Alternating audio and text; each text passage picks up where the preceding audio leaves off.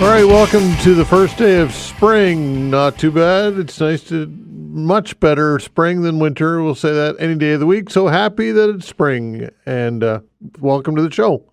I'd like to thank Veinotte and us on the other side of the glass. The control board's doing a fine job as always. And thanks for tuning in and listening. We will open the phone lines as we do each and every day from 11 until 12. Look forward to hearing from any of you. And of course, it'll be an open hour so you can get into whatever you'd like to talk about. But one of the stories that I would like to get into, this opposition party leaders are accusing the Houston government of sending mixed messages about its plans for Nova Scotia's civil service and why it needs the power to dismiss non-union employees without cause. Reading this from the CBC website. Premier Tim Houston told reporters that his government requires that power to ensure the government is responsive to those that it serves. Here's a quote. Says, I don't think we should be ashamed of looking for problem solvers, Houston said at the Province House, alluding to the message he recently sent to the government employees about the need for them to be problem solvers rather than problem stretchers. So, clearly, in my opinion, we have two classes of workers in the public sector, non-union and union. Why are non-union employees the target? Well, it's pretty simple why they're the target, because they're the easiest low-hanging fruit to get rid of. I think it comes down to that. It's pretty simple.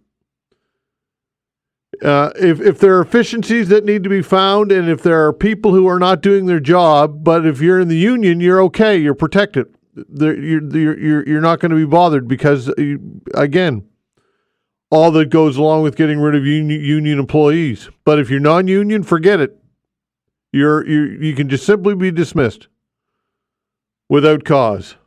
And I think that's inherently unfair to have two classes of workers. And it's not my intention to pit union and non-union against each other here with this conversation. It's simply to raise the question, is it fair? If you've got somebody working in the public sector and they're doing a good job and they're working hard and they can be dismissed just simply because the government of the day decides that your positions are being eliminated. Now, I get it.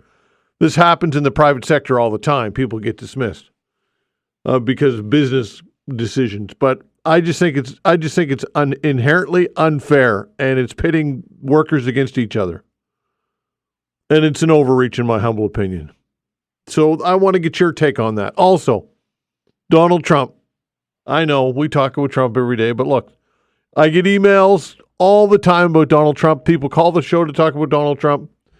And he's relevant because of what's going on with obviously, the 51st state routine and the tariffs and all that goes with it.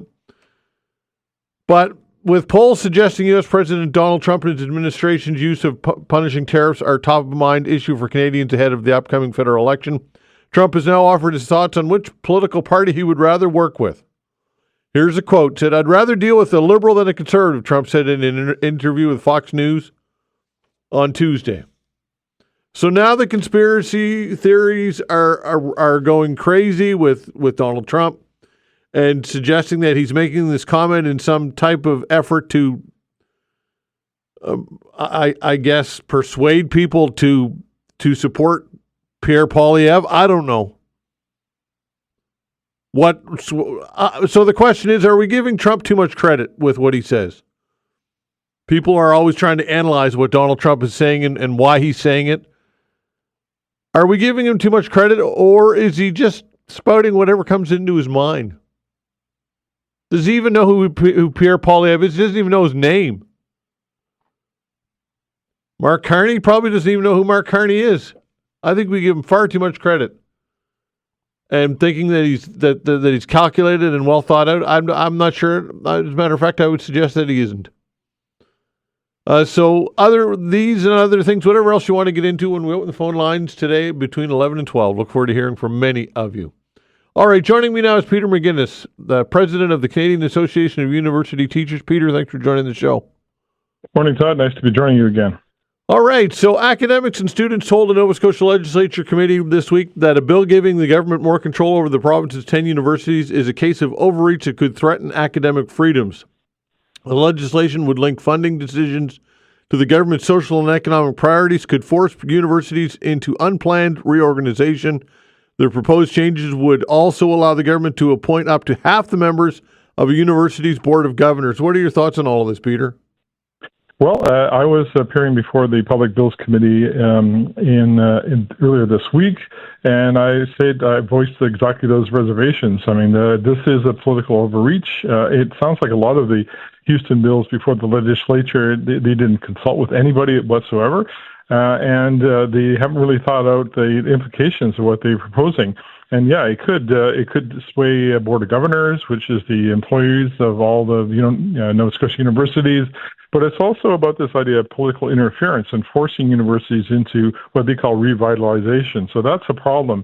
And when you look at the issue around what's happening with Trump and the universities and threatening Canadian researchers, there's the example that we were raising. So Bill 12 sounds, it sounds like it couldn't be that serious if you look at it, but then when you think, well, wait a minute, if you open the door to political interference, you could see what's happening in the U.S., where they've been pulling money from universities left, right, and center. They just pulled $172 million from University of Pennsylvania yesterday after $400 million at Columbia University last week. And now they put out this questionnaire saying if you don't sign on to the things that we believe in, and it's quite a list, about 30 questions, then your funding could be pulled. And so that's the concern that both with Bill 12, but also with American interference of Canadian university researchers.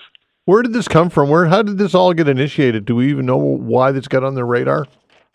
Well, it's a researcher sent us, the Canadian Association of University Teachers, late last week, this questionnaire. It's about 30 questions, and you're supposed to fill out this out. So if you're doing any collaborative research with an American university professor, you have to answer questions. So fine. But one is, do you respect U.S. national sovereignty, strengthen patriotic values, reduce dependence on external foreign institutions? It's kind of like a salute the flag question. You're thinking, and then you say, why or why not? And they think, well, if I'm a Canadian researcher, which flag do I salute?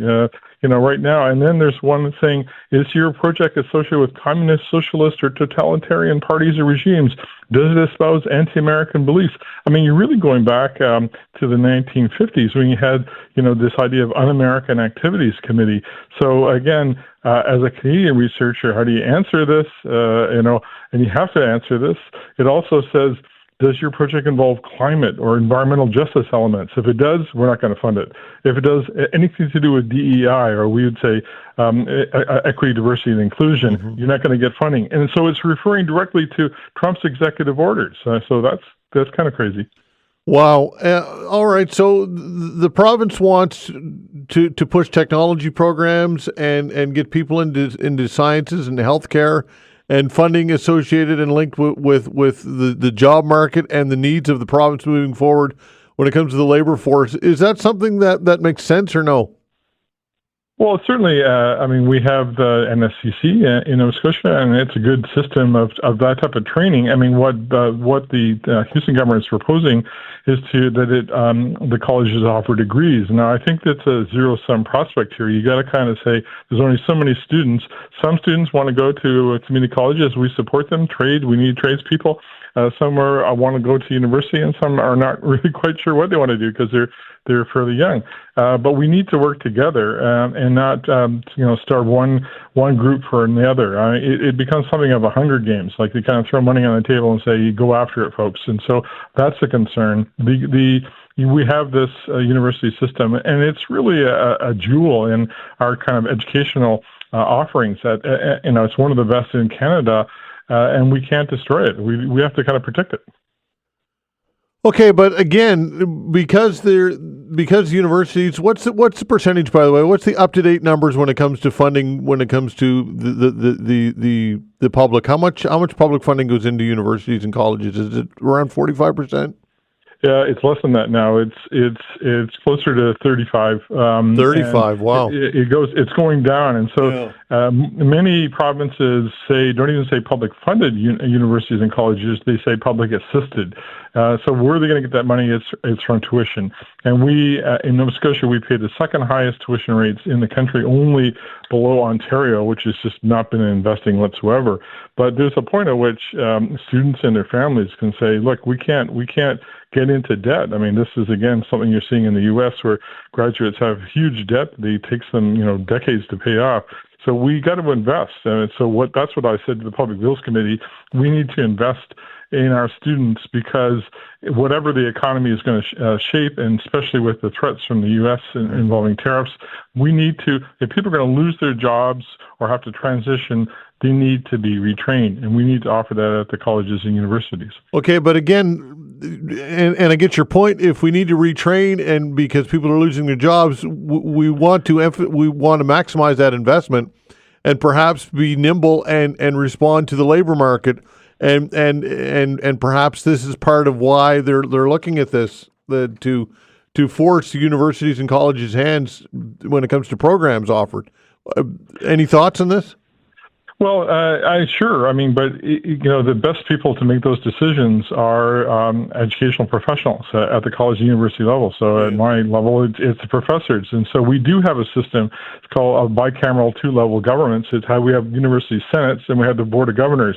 Board of governors aren't up to speed on how universities actually run day to day. They come in often from the corporate world or other community actors, and they're interested in what's going on at the university that they're attached to. But the day to day, week to week, nuts and bolts is run by the Senate, and so we got to be careful that we don't have government people coming in. And when we ask Minister of Advanced Education McGuire, I mean, what's going on? He doesn't seem to be going on, and it seems to be coming more from Tim Houston's office directly. All right, you mentioned Brendan McGuire. Here's a quote. He said, "I have assured them that this is about long-term sustainability." And he added that a big financial hit is likely coming because of a drop in foreign student enrollment resulting from a change in federal immigration rules. Says another quote from Brendan McGuire: "It is going to be a huge cut in their budget. We need to make sure that they're figuring out ways to address that." He says. What's your response to that?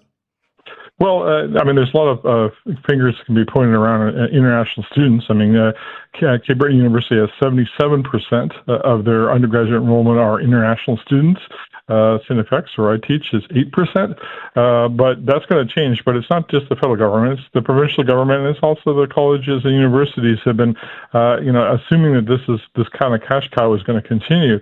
But in terms of restructuring, what they're proposing through Bill 12 is sort of like a federal bankruptcy law called the Companies Creditors Arrangements Act that's now being used against the Hudson's Bay Company. So it's one thing for a corporate entity to have this kind of restructuring. It's entirely different and inappropriate for advanced education. So I don't know if they really thought this through, but it does give McGuire or Tim Houston, Premier Houston, the power to do a heck of a lot if they want to. So it's a concern.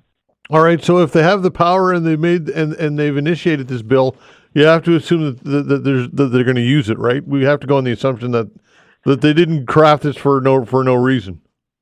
It's a big stick to weigh over, any kind of negotiations or just dealing with universities, for example. You can say before the bill there was something called Bill 100 10 years ago, somewhat similar to this a little bit, and universities had to voluntarily request it. Now it can be directed by the Houston government. They can just say, you're going to be restructuring.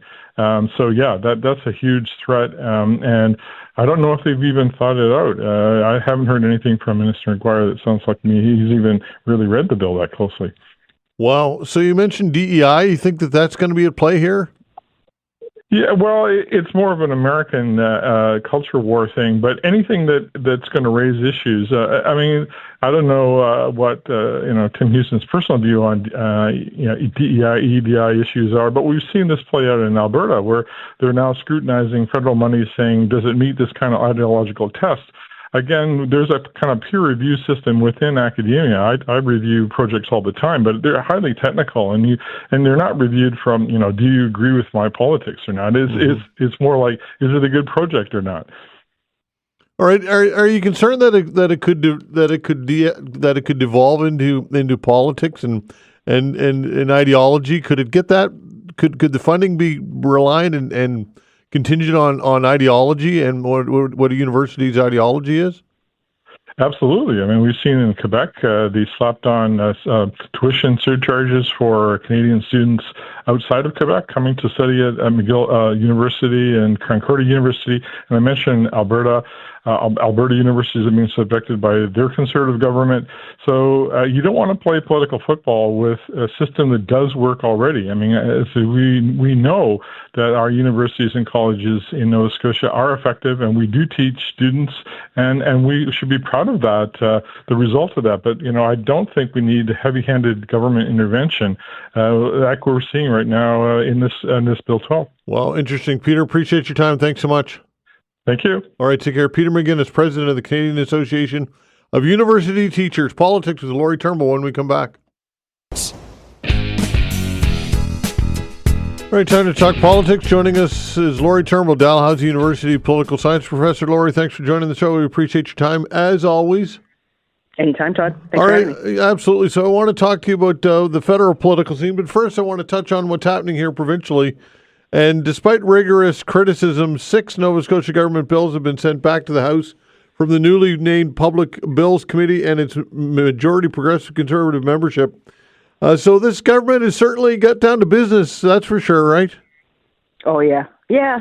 I mean, that was the speculation when Houston went early looking for a bigger majority, which clearly he got. The question was always, how was he going to handle that? And so, yeah, I mean, it's been, I think, a very efficient process for the government. Yeah. They've taken several steps to sort of make things quicker. Like cut down, in my view, cut down on the scrutiny, cut down on the time it takes to get things through. But of course, the reaction to that can be, they elected 43 of 55 people. Mm-hmm. So, I guess it's their right to do that. But we end up in this conversation, I think, about what do we expect from a legislature when the government wins so many seats, right? Like it kind of pulls some of those democratic principles forward. I know I sound like a political science class here, but it's just about who wins. It's not just about how many seats. It's also about the functioning of the government and the opposition. We need accountability and scrutiny in a democracy. But here we are. All right. So are we getting that, though, with these omnibus bills? No, omnibus bills are terrible. Yeah. But to be fair, there has been a tendency toward omnibus bills, not just in this case. Like they don't just happen when a government has a huge majority.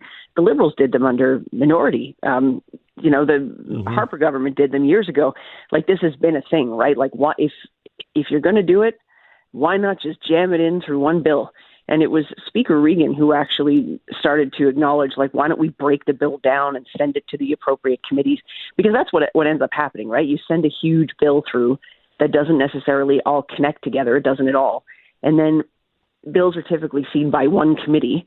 And so then you've got all kinds of subject matter in one bill, giving it to a committee that doesn't have expertise in all those things and doesn't have time to go through everything because the bill's too big. So, but on the other hand, it's like, well, they were going to pass it anyway. So who cares, right? Like it's terrible. Like we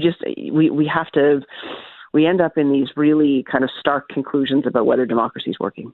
Yeah, the other advantage for the government is that when you cram a bunch of legislation into one bill, if somebody criticizes one aspect, or if the opposition criticizes one aspect of the bill, they could cherry pick something else in that omnibus bill and say they're against affordability or they're against whatever. Like the Trudeau government did this quite well. What are your thoughts? Oh, exactly. Right. Like you shove something on, I can remember them putting things on page, 400 and something and 500 and something of an 800-page bill, and then saying, well, you voted for it. And we didn't, the MPs would be saying, we didn't even see that because this isn't appropriate. This isn't an appropriate use of the legislative function. And especially, you're looking at bad faith in that case, I think, honestly, when there's an 800-plus page bill and people are jamming stuff into different parts of it. Like, it's just, come on. Like, that's not the way. If you want someone to see something, that's not the way you do it. All right. So, but again, like you said, with the supermajority, there's really no recourse other than the opposition doing what they do, and that's speak to the media and speak in the ledge as much as they can. Outside of that, there's nothing that anybody can do about this. Yeah, I mean, you can get advocates involved. Stakeholders play an important role. They can try to jump in and be heard. They can talk to the media, talk to the public as well. But yeah, I mean, like the deck is stacked when you've got 43 of 55 people part of the governing party. All right, federally here, it looks like I'm hearing Sunday an election call. Is that what you're hearing as well? Yep, definitely. And you can hear a few more of these, rumored star candidates dribbling out. So it sounds like Evan Solomon's going to run. Anthony Germain, a former CBC journalist in St. John's. Like now, it sounds like the Carney team is starting to come together. Wow, and a lot of momentum here. And I would say that the Conservatives are on their back foot on this right now, right?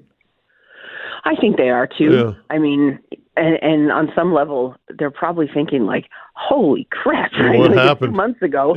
Yeah, we had this in the bag. We were laughing our way to the polls, and now look.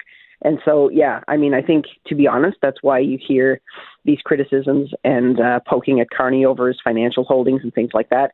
And it's because I think they're like, what do we do? Right? Like we've got to. It's hard to go at Carney in terms of credentials. It's hard to go at him in terms of who has a better plan for the economy and dealing with Trump, because the guy's got a CV a mile long and a mile deep too. And so, what do you do? And so I think that's why we hear a lot about his own personal financial things and the sense that, he's sneaking and he's trying to hide something from you. Well, and also, I mean, look, they've been talking with the World Economic Forum and all of the same old ammunition that they suggest that they have for ever now, and it's nothing new, right? I think the Conservatives desperately need something new, and I don't know that there's anything new. Yeah, I mean, I agree with you. Like they seem to be down the same path of, accusing Carney of being a globalist and this kind of stuff, and sort of conspiracy theory stuff laced through that. But I think honestly, it would like Poilievre ran very successfully for the past couple of years against Trudeau. Yeah. That was really the point, right? He identified Trudeau as the problem in your life, and he was going to fix it by defeating him. But now Trudeau's gone, and there's a new problem. And Carney is putting his hand up as the one who's going to be able to solve it. And so Poilievre's whole argument is down the toilet, and he's got to come up with a new one. Yeah, I find it, though, extremely hypocritical that you've got all these MPs and these cabinet ministers now saying that they've, speaking of the toilet, they've flushed the consumer-facing carbon tax down the drain. And for 2 years or whatever it was vital, it was important, it was integral, we had to save the planet, we had to do our part. Now, all of a sudden, I guess that's not important because it's not a vote-getter. It just seems to me to be the height of hypocrisy. What are your thoughts? Oh, yeah. I mean, it's one thing for Carney to come in and say, I'm not going to keep going with this because he's not the one who did it in the first place. Yeah. But when everybody who was backing Trudeau then turns, or in this particular case, on this policy, comes around and says, okay, we're going to stop this. It's like, really? But it shows you how powerful the leader is. The leader makes the decisions and everybody goes along with it. And you're not going to see anybody put their hand up and say, look, I don't agree with this. This is a bad idea. And if they do, they'll be on the outside of the cabinet room pretty quick. And so it's a power thing. And Carney can say this is not what we're doing. And so then they all get behind him. Well, but it just, I think it speaks to why people are disenfranchised and disengaged with politics too, because they see this, they say this was so critically important and now all of a sudden it's not. And it's just, I get why people become disengaged in politics. Oh, me too. And especially when people were quite vocal about really not, like, this was problematic and people hated the carbon tax and people were making that known. And we kept being told that, nope, this is the right way. This is the right way to clean up the environment, and we have to keep this.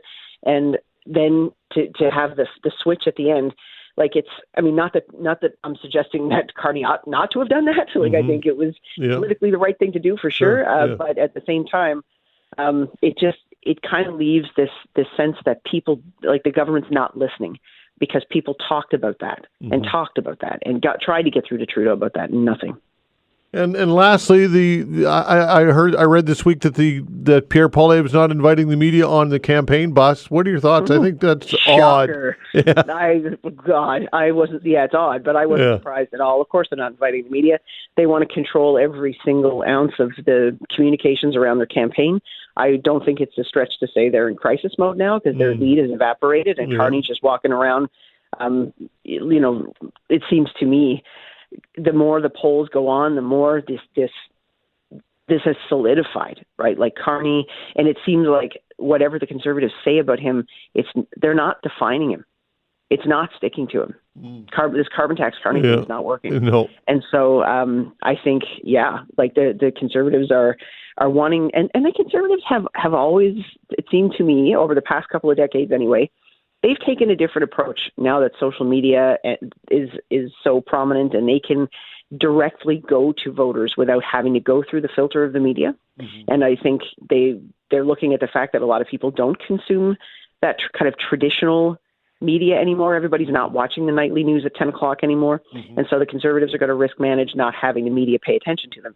Now, that could backfire, but we'll see. Yeah. Okay, Lori, always great. Appreciate your time. Thanks so much.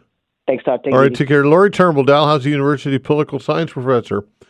Nova Scotia advocates say a bill to allow uranium exploration and fracking is dangerous. We'll get the other side of that when we come back.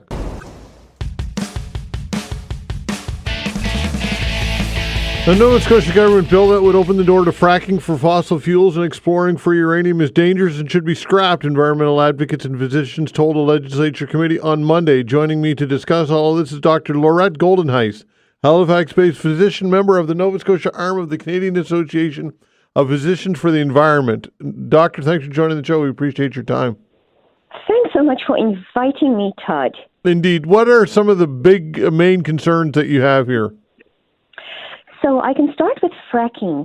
So I mentioned previously on your show, and I'll just reiterate that, there are many studies in the scientific literature showing serious health consequences of fracking. So fracking is, of course, when you inject toxic compounds into the earth to release methane that some people call natural gas.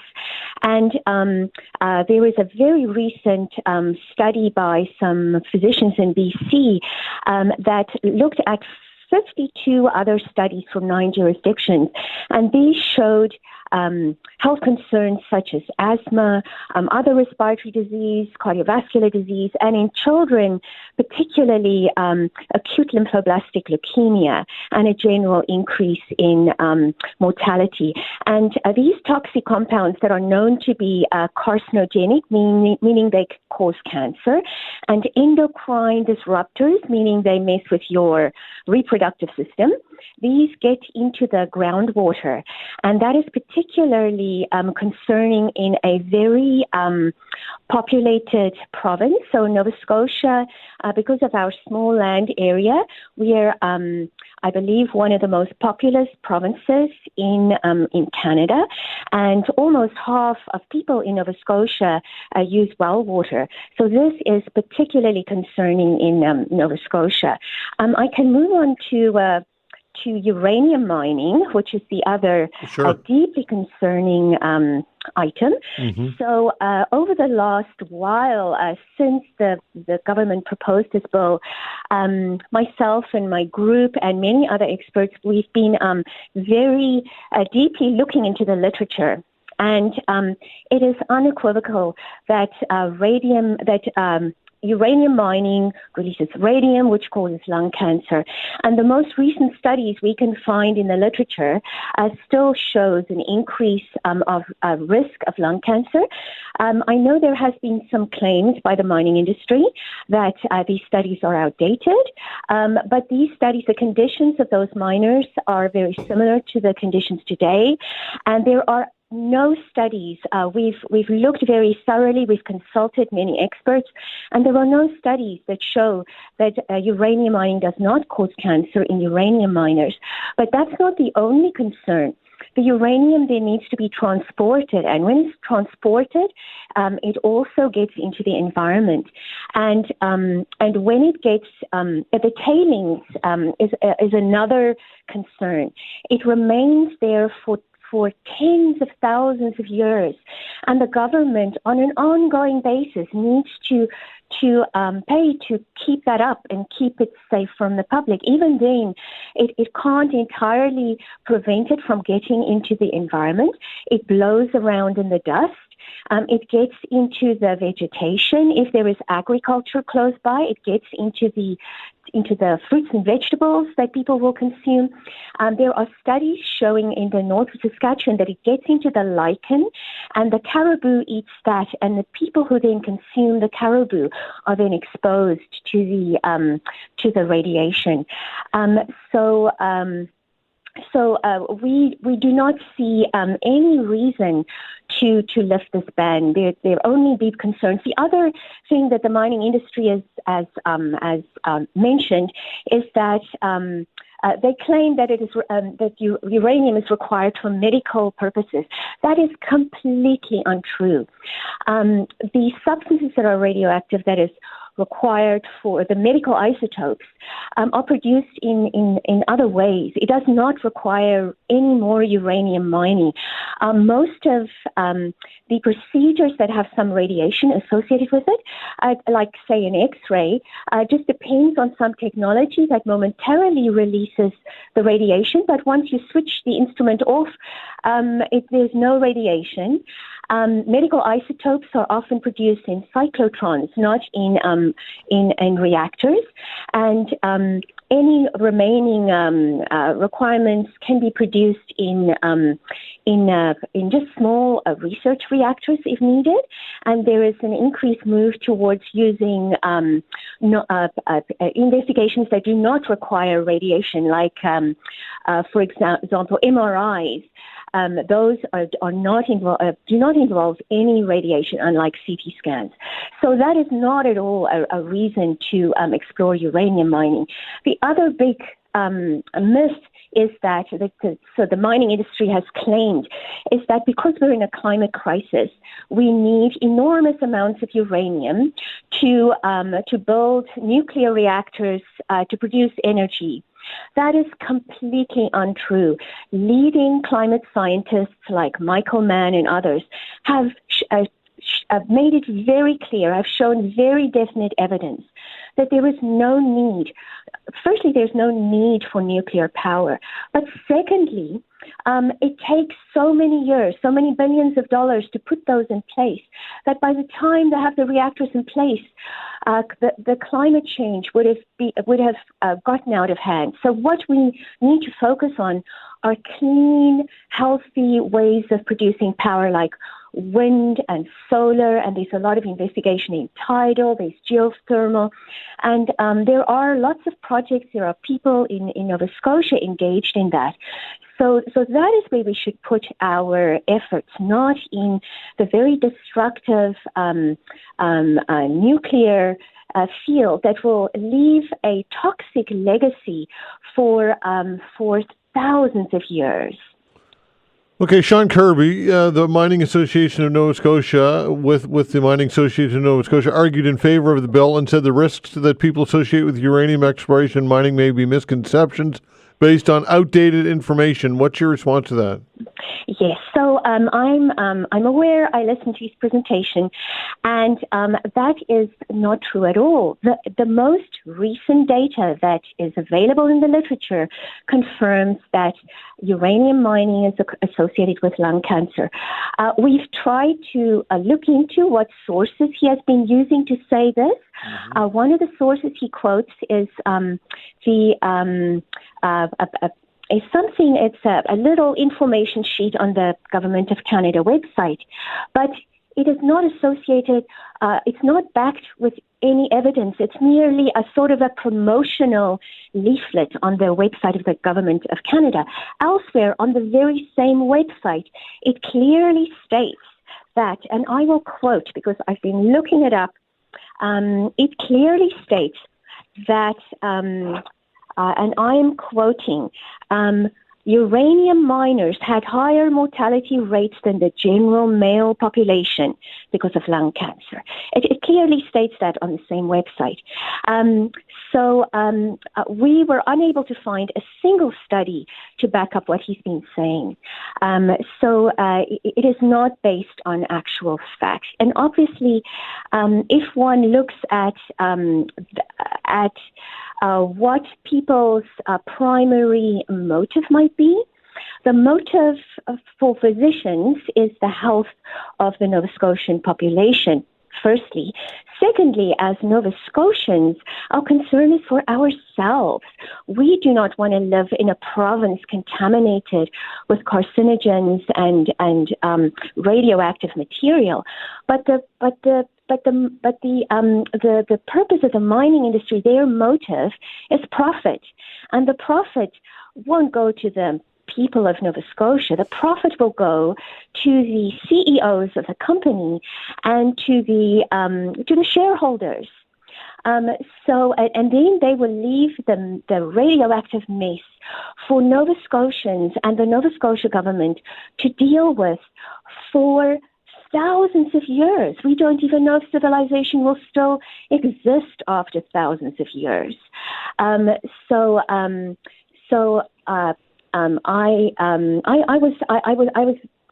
of us are very deeply concerned that the government might be listening to those false claims of the mining industry rather than listening to the people of Nova Scotia and the physicians of Nova Scotia who deeply care about our people, since advocating for the health of Nova Scotians is part of our job as outlined by the Royal College of Physicians and Surgeons. That is one of the jobs of physicians, is not only to be to heal people, but to be an advocate for the health of people. Dr. Geldenhuys, appreciate your time. Thanks so much for doing this, and we'll talk again. Okay, thanks again so much for inviting me. I really appreciate being able to talk to you and to your listeners. Absolutely. Take care. Dr. Laurette Geldenhuys, Halifax-based physician, member of the Nova Scotia arm of the Canadian Association of Physicians for the Environment. We will have Sean Kirby on the show tomorrow, by the way, at 10. Let me see. Make sure I get this right here. When we'll have Sean Kirby on, for those of you who want to listen. We're kicking the show off tomorrow at 10 o'clock with Sean Kirby, so we'll get his side of the story tomorrow at 10 o'clock.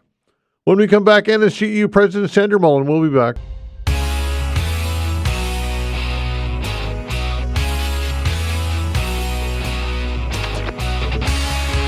All right, joining us is Sandra Mullen, NSGEU President. Sandra, thanks for joining the show. We appreciate your time, of course.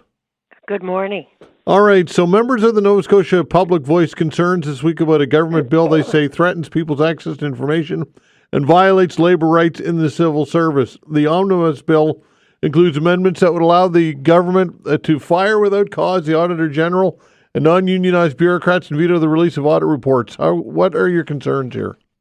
Well, like many Nova Scotians, we have serious concerns on the attack on democracy that we're seeing from this government. And many folks have spoke out, and as your listeners would know, he has supposedly changed his mind a bit on the Auditor General, but there's much more work to do. All right, so that amendment, from what I understand, has not been finalized with the Auditor General? That's the same as what we know. We haven't seen anything on the amendments. All right, so he said that he will reverse that, but that's not been officially amended yet, correct? To our knowledge. Okay. All right. So tell us about the non-union workers situation here. This is really pitting union against non-union workers in a way, and that's the last thing we want, right? Well, exactly. It's not usual that we would speak up on behalf of excluded staff. But, as was brought to the floor, this has a serious impact on recruitment retention. These excluded staff are usually manager, director level in the departments. Those folks typically have worked their way up as union members. They become experts in those departments.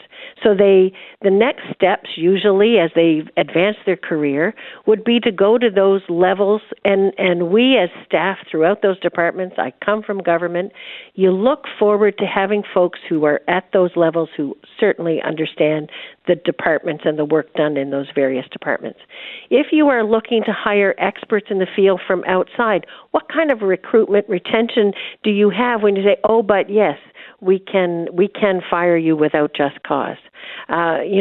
Folks who work in retail and other industries are protected by the labor code, and this Act, section, number 9, section 25, takes away that protection. Yeah, exactly. And why would anybody want to be promoted into management when, in fact, you lose that union protection? Exactly. It's so similar to what we're seeing south of the border. We're just going to. I'll stay where my protections are, I suppose. It's a real shock to folks in government from both sides. Yeah, for sure. And then you have to ask the question, what's next, right? Well, exactly where our members are concerned. They're certainly in the bargaining process with our civil servants, and we see a move from the government side to come after what was job security language that was negotiated some years ago. So it is deeply concerning to all of the members and to all civil servants, even the excluded staff. All right. Do you think that perhaps looking at the amount of public employees, the size of the public sector, that is a worthy endeavor, perhaps? Or what are your thoughts on the size of the public sector? Well, our members tell us all the time where there's shortfalls in different sectors, and from what we see within the budget deliberations, when we were in lockup, there's no move to reduce the size of civil service. We've said many times, we've seen extensive lineups and delays to get things processed. If you want to grow this province, which has been done, we need to grow that civil service. We need folks processing all the asks of people, whether that's in licensing and all of the processes that are in this province. You need to have people to do the work. So, this has not been a concern of ours that we see huge reductions, and it's just, is it patronage? Is it I want to replace these folks with someone? I don't know. It's going to be an interesting few years. Indeed. So, what I guess what recourse, if any, with this supermajority? There's really not a lot of recourse outside of what was done this week, and people voicing concerns, and groups like yours voicing concerns. That's right. The supermajority really empowers the government. And what about the government that says, look, we have all these seats, we have a mandate, therefore we're going to act on this mandate, and Nova Scotians wanted action, and they've empowered us with this. What's your response to that attitude? Well, I think if you go back to the early delivery of Bill 1 and the pushback that was received, and the fact that government did say they would amend that to take back their conversation on the ability to fire the Auditor General. And I believe that's coming from the public and saying, what happened? We re-elected a government, and yes, there's a supermajority, but the public are seeing this as an absolute attack on democracy and some of the protections that have been there to keep these departments, having an oversight and somebody reviewing the work. So we've seen the public push back, and I believe that's where the amendments come from. So, to see former MLAs come speak on these issues is pretty interesting, I have to say. Indeed. Okay, Sandra, appreciate your time. Thank you so much. Thank you. All right, take care. Sandra Mullen, NSGEU President. Yeah, lots and lots to get to, folks. We've got an open hour. What is on your mind today? The way to reach us is 902-405-6000. Again, 902-405-6000. What are your thoughts on this move, which the government has pitted really non-union against union members, in my opinion, and two classes of workers in the public sector? Look, I get it that downsizing the public sector might be something that would be a worthy endeavor, but is this fair to target non-union workers in this way? Because if you're in the union, you're protected and you're not targeted. But if you're low-hanging fruit and you're non-union, you're a target, in my opinion, and that's inherently unfair. And, of course, we're told now that an election call is coming on Sunday federally. as Mark Carney and the Liberals are riding high in the polls in a stunning turnaround, and you've got people like Evan Sullivan and others now coming out of the woodworks wanting to run, and you can be rest assured that probably some MPs who decided not to run when the Liberals were tanking under Justin Trudeau are probably reconsidering or rethinking their decision not to run. What are your thoughts on a federal election coming and the polls? Do you agree with the polls? Do you think the polls are inaccurate? Do you like Mark Carney? Do you like Pierre Poilievre? Perhaps you like Jagmeet Singh. But we've got a federal election coming on Sunday, or not on Sunday. An election call coming on Sunday with election at the end of April. What are your thoughts on this, or anything else you get in your mind? The way to reach us 902-405-6000. Your calls when we come back. Thanks.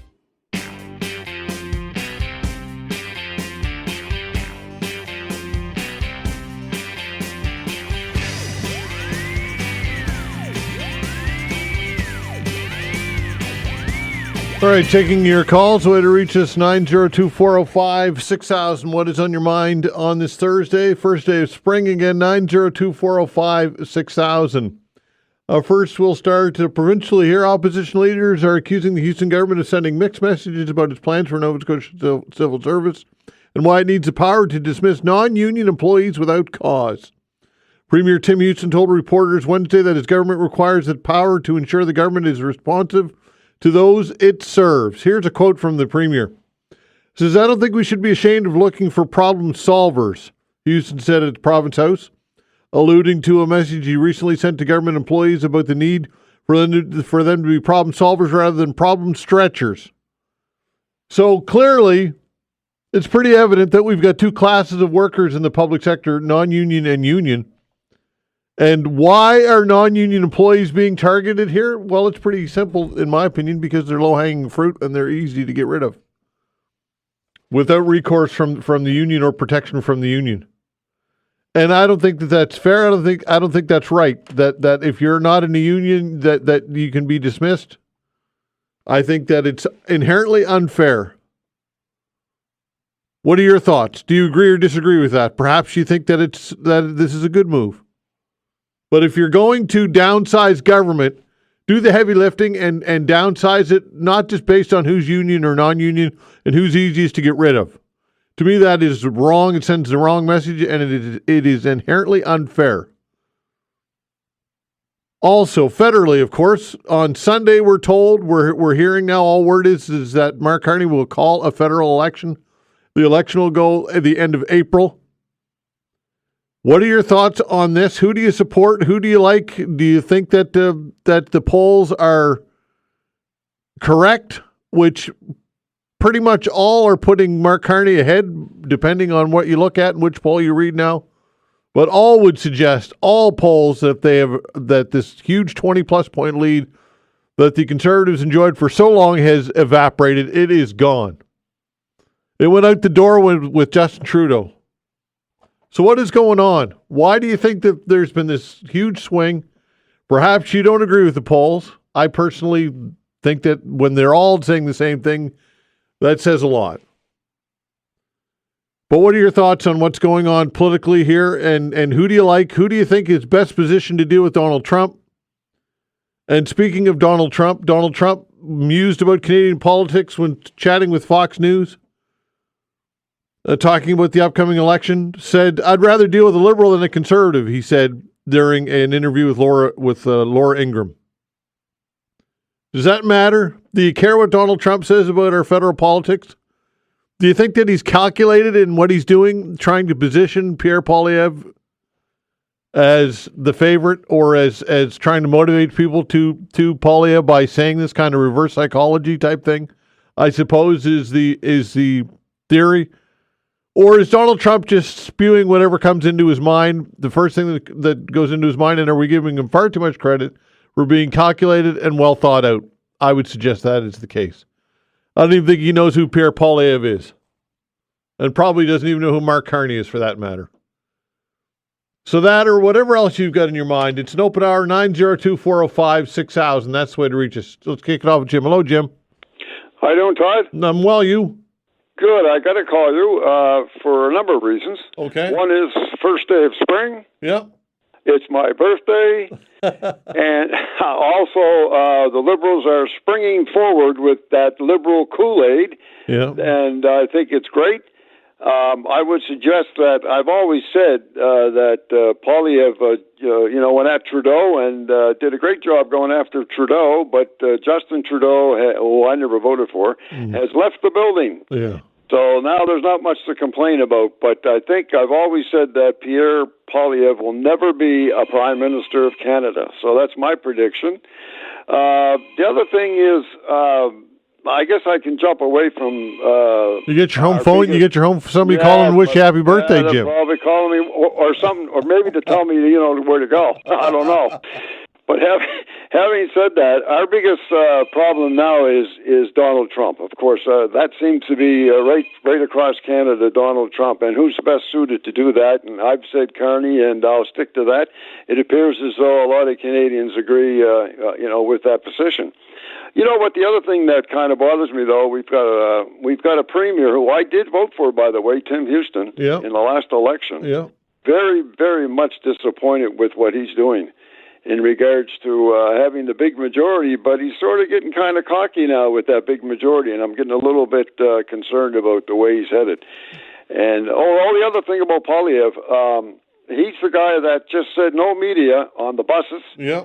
I'm not going to provide media on the airplane, and I don't want the media around me at all, basically. Now, I've always said that the media is our bedrock of our democracy, and I believe in that. And I think that without the media who can fact check everything that's bullshit on social media and TikTok or whatever and all that, we need those media people to fact check both parties or everything that comes in front of us. And that's really disturbing that Poilievre would pick up on Trump because Trump pretty well has only picked his own media for his audience.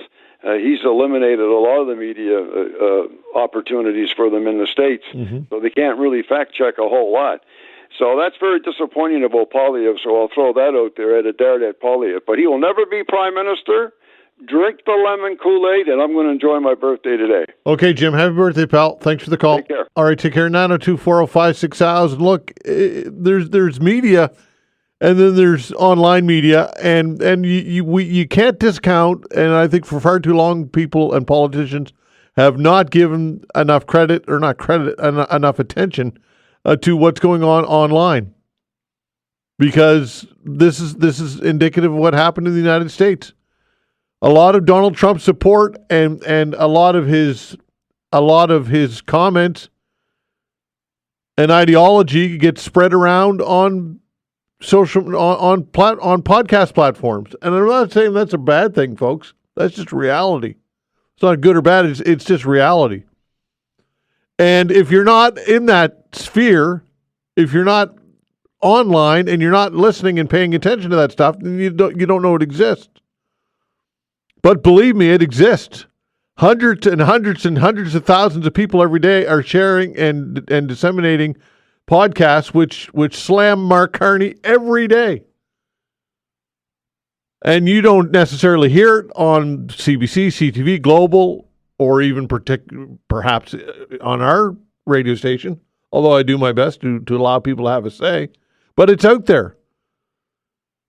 So that could be part of why these polls, some people might suggest the polls aren't accurate, because who's responding to polls and pollsters' calls?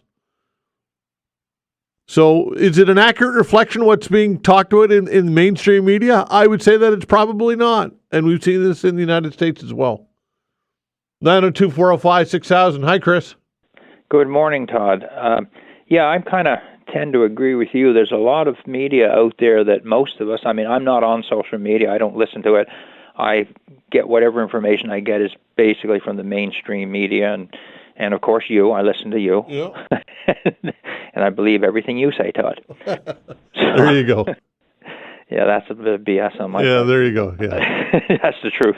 Anyway, Jim, happy birthday. You and I don't agree on our politics, but that's okay. I still wish you a happy birthday. But I wish that Jim had told us why. And this is the thing that I don't get from anybody. Why do you like Carney so much, and why do you think he'll be so good? And why do you dislike Pierre so much and think he'll be so bad? Nobody, either supporters of Pierre or supporters of Carney, nobody seems to be able to answer that question. Have you got a good answer to that question from anyone yet, Todd? Well, I guess with Mark Carney, they like his supposed resume and his background and what he brings to the table with the Bank of Canada and the Bank of England. Now, look, I know there are naysayers and there are people who insist, I should say, that he's a globalist and that he's a World Economic Forum guy and he can't be trusted and his blind trust and his assets and on conflicts and on it goes. But why do people like him? I think for those same reasons. Because of his pedigree, because of what he's done internationally, because of his recognizable name. And that, to me, is why he's popular. Yeah. There's a lot that you've just put into that answer to my question. Yeah. And I certainly appreciate it, and I hope the other people do too, listening. But I got to ask you another question then. Sure. Play devil's advocate a bit here, right? Sure, I don't mean to put you on the spot, No, Todd. it's fine. I liked it. Go ahead. But you said because of his position with the Bank of Canada. Tell me what he did that was so great when he was in that position. Well, he would tell you, and his supporters would tell you, that he guided Canada through troubled economic times. I don't know personally exactly what. Okay. I don't know exactly what the governor of the Bank of Canada does besides set interest rates. I don't know what they do, to be honest with you. Well, not a hell of a lot more than that. Yeah. We have through that particular period, and I was more heavily involved in business and in some investments and stuff at the time. So what was happening in 2008, 2009 was very, very critical to my well-being and my financial welfare, let me tell you. And I can tell you for a fact, and you'll have people that'll say I'm wrong and full of you-know-what and whatever, and that may be, that's their opinion, that's fine. But the two people that guided us through that was Stephen Harper and his finance minister, Jim Flaherty. They were the ones that made government policy. They set government policy. They set the direction of government. They set the tone of policy for the government, not Mark Carney. The only thing Mark Carney did was precipitate lower interest rates. And we saw that runaway lower interest rate where that got us as well. Got us into a situation where people were paying 10, 20, 30, 40, 50% sometimes higher for housing than they had to pay to get it because, well, the interest rates are so cheap. So, in my opinion, a lot of what Carney did, it was just purely lowering interest rates, which precipitated a housing crisis. In that, when I say crisis, I don't mean the lack of housing. It promoted unaffordable housing. Well, and the other thing as well that people seem to forget is that Mark Carney was Justin Trudeau's trusted advisor for 5 years, for goodness sakes. That was going to be my next comment. I mean, those guys literally, they share a political bed. There is no question about it. They're bed partners politically, and people have to realize that. But I'm a strong Poilievre supporter. Why? Not because I like Poilievre so much. I don't know the guy. I've never met him. I've never really had an opportunity to listen to a lot of the stuff he says because he hasn't said a lot. And one of your callers said the other day, I think it was yesterday, mentioned that he hadn't heard any policy or any plans or anything from Poilievre. Well, we haven't heard anything from Carney either. We're not hearing anything from Carney. So you can say that on both sides. But you mentioned blind trust a couple of minutes ago. These blind trusts, that's a bunch of crap. Do you think that Carney is going to all of a sudden, when his investments and so on are put into a blind trust, that all of a sudden he's going to forget he owns them? And every decision he makes, that thought is not going to be in the back of his head as to how it may or may not affect his investments and his well-being. He's not going to forget about that stuff. It would be different if he was forced to divest himself of all of those investments, and then on a go-forward basis, anything that the people administrating the blind trust do, he's not made aware of. But you don't, Todd, I mean, you don't forget that you have an investment somewhere just because you're not the one looking after it. But that all said, Chris, I don't think that I think people who are already don't like Carney don't like him, and I don't know that's going to move the needle for anybody. The blind trust issue, who's on the fence about Carney, no, I don't think that's moving the needle at all. Can I make a comment about this? I'm up against the break, Chris. I got a boogie. Thanks for your call, though. Oh, okay, thank you. Okay, take care. 902-405-6000. Yeah, the blind trust thing, folks, I don't think that's moving the needle 1 inch for anybody who's on the fence about Carney. I really don't. 902-405-6000. We'll be back. Facts. All right, continuing with your calls, 902-405-6000. A couple of quick emails and back to the phones. This one from Patrick says, how can anyone vote for the Liberal Party? 2 months of Trump has apparently erased 9 years of failed government in the memory for average voter in Canada. This one says, Governor Carney has been invaluable support. I appreciate the work he's done and the advice he's given to keep the economy strong, to protect Canadian jobs and maintain the stability of our monetary system. So there you go, folks. There's a different point of view. 902-405-6000. That's the way to reach us. Clinton, hello. Good morning, Todd. Clinton DeVoe here. Pleasure to chat with you. I apologize for the terrible cell reception I had when I was up north 2 days ago. No problem. I just thought I'd weigh in. So it's pretty clear that this federal election really comes down to one issue, and that is essentially the sovereignty of Canada. The right of Canada to exist as a nation. I know we talked about this briefly about 2.5 months ago when Justin Trudeau had initially announced his resignation. I'd also throw in, too, just looking at the sort of the two main front runners, there's upsides and downsides to both. So just a couple of things. Obviously, in Pierre Poilievre's case, he's a guy that's been a politician since the age of 22, so there's some important things that come with that. The ability to develop relationships and connections on the Hill. That's an important skill set and asset for a potential prime minister to have. The upside to Carney, a couple of things. I mean, he was the deputy assistant chief in the finance department of Canada before he became governor of the Bank of Canada. And then obviously with his great success that he had there, which, both former Conservative Prime Minister Stephen Harper and Jim Flaherty endorsed, he then went on to the Bank of England. So that's pretty interesting. I think the New Democrats are going to be in a bit of a pickle in this election, unlike other elections, and that's because if voters' main concern is what's the future of Canada, the sovereignty of Canada, what needs to be done in order to ensure that there's as strong a voice as possible in order to, quote unquote, stop Trump, then, voters are going to look to either Carney or Poilievre. And then last, I would say that, I think we're in for a pretty short campaign. I'm thinking it's going to probably be about 37 days in length, which is the shortest legal requirement.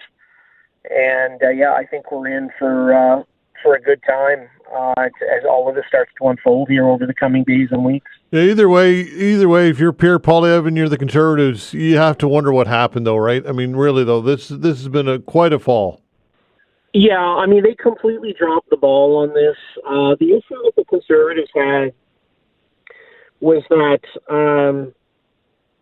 when the President of the United States took office, he created a series of which all parties, federally and provincially, have all come to the same page, and that's that there wasn't any kind of illegal immigration issues going from Canada into the United States. The fentanyl issue was completely overblown. And then, of course, when the provincial governments in Canada, along with the federal government, put a series of assets, helicopters, more security on the border, the President of the United States said, well, we still want to do this anyways, and the only way that the tariffs will go away is if you agree to become the 51st state. So once Canadians started to realize that this was really about the future of the country, the Conservatives, unfortunately, from a strategic perspective, kind of came at this too late. For the first month that threats to our sovereignty were existing, they kind of wanted to point the guns at Trudeau, so to speak, hypothetically. And, Canadians were looking at what was unfolding and saying, this is a problem. And, you're right. I mean, they had a 25-point lead in the polls. 25 to 28 points, depending on the polling firm. And they basically blew it. But yeah, look, I mean, it's like I said, it's going to be interesting because, Poilievre's an interesting guy with some interesting ideas. And it's pretty clear that Kearney's an interesting guy with some interesting ideas. And, I think in either case, I really think we need a majority government in this next election. Mm-hmm. So, and that's the other component of this. I think if the Liberals win a majority government, then they can sort of tackle and deal with Trump. For Pierre Poilievre and the Conservatives, the only way they can win this election is with a majority, because a minority government victory would essentially mean that the other parties would say, like, no, we're not going to let that to move forward. Yeah. So for Poilievre, it's majority or nothing. I just think that, I think the advantage that the Liberals have with Kearney right now is that he's kind of returned the Liberals, as I'd mentioned to you about 2 months ago. I had anticipated we'd see some sort of a return to a more centrist Liberal Party. Yep. And that's kind of what we're seeing unfolding, with the recent announcements on, defense expenditures in the Arctic when it comes to a missile defense system. Right. Okay, Clinton, out of time. Got to go. Thanks, pal. Okay, all the best. All right, take care. 902-405-6000. We'll continue with your calls when we come back. Facts.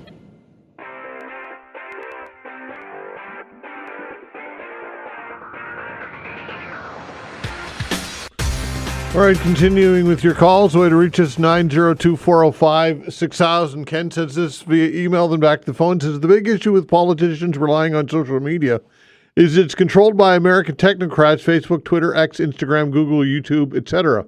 Mainstream media in Canada is mostly Canadian-owned and operated. Any politician who mentions something anti-Trump on social media may have their post removed by Musk or Zuckerberg or some other American technocrat. And that's absolutely correct, Ken. There is censorship going on the web, and it's big time censorship. So those who say that the mainstream media is muzzled or is censored or has an agenda, well, there may be some truth to that. There's some truth to that, but conversely, if you're relying on what's going on online, if you have a YouTube channel and YouTube doesn't want you to have that anymore, they can take you down quickly. The same as TikTok. Look, TikTok. People make their living on TikTok, but TikTok can be removed, and people can be deleted from TikTok and Facebook and Instagram and all of it. So absolutely, that's a great point. Well said. 902-405-6000. Darren's giving us a call. Hello, Darren. Hi, Darren. First-time caller. Great. I just wanted to respond to a previous caller. I think his name was Chris. Sure. He said how Canada handled the 2008 financial crisis, and it was all due to Harper and Flaherty. Yep. This is false. Carney began cutting interest rates in March 2008 and cut them steadily before anyone else in the world even saw that the recession was on the horizon. He's credited with that foresight, and it resulted in Canada being relatively unscathed. When the shit hit the fan in September and October 2008, the other parties demanded a response to it from Harper, and he refused.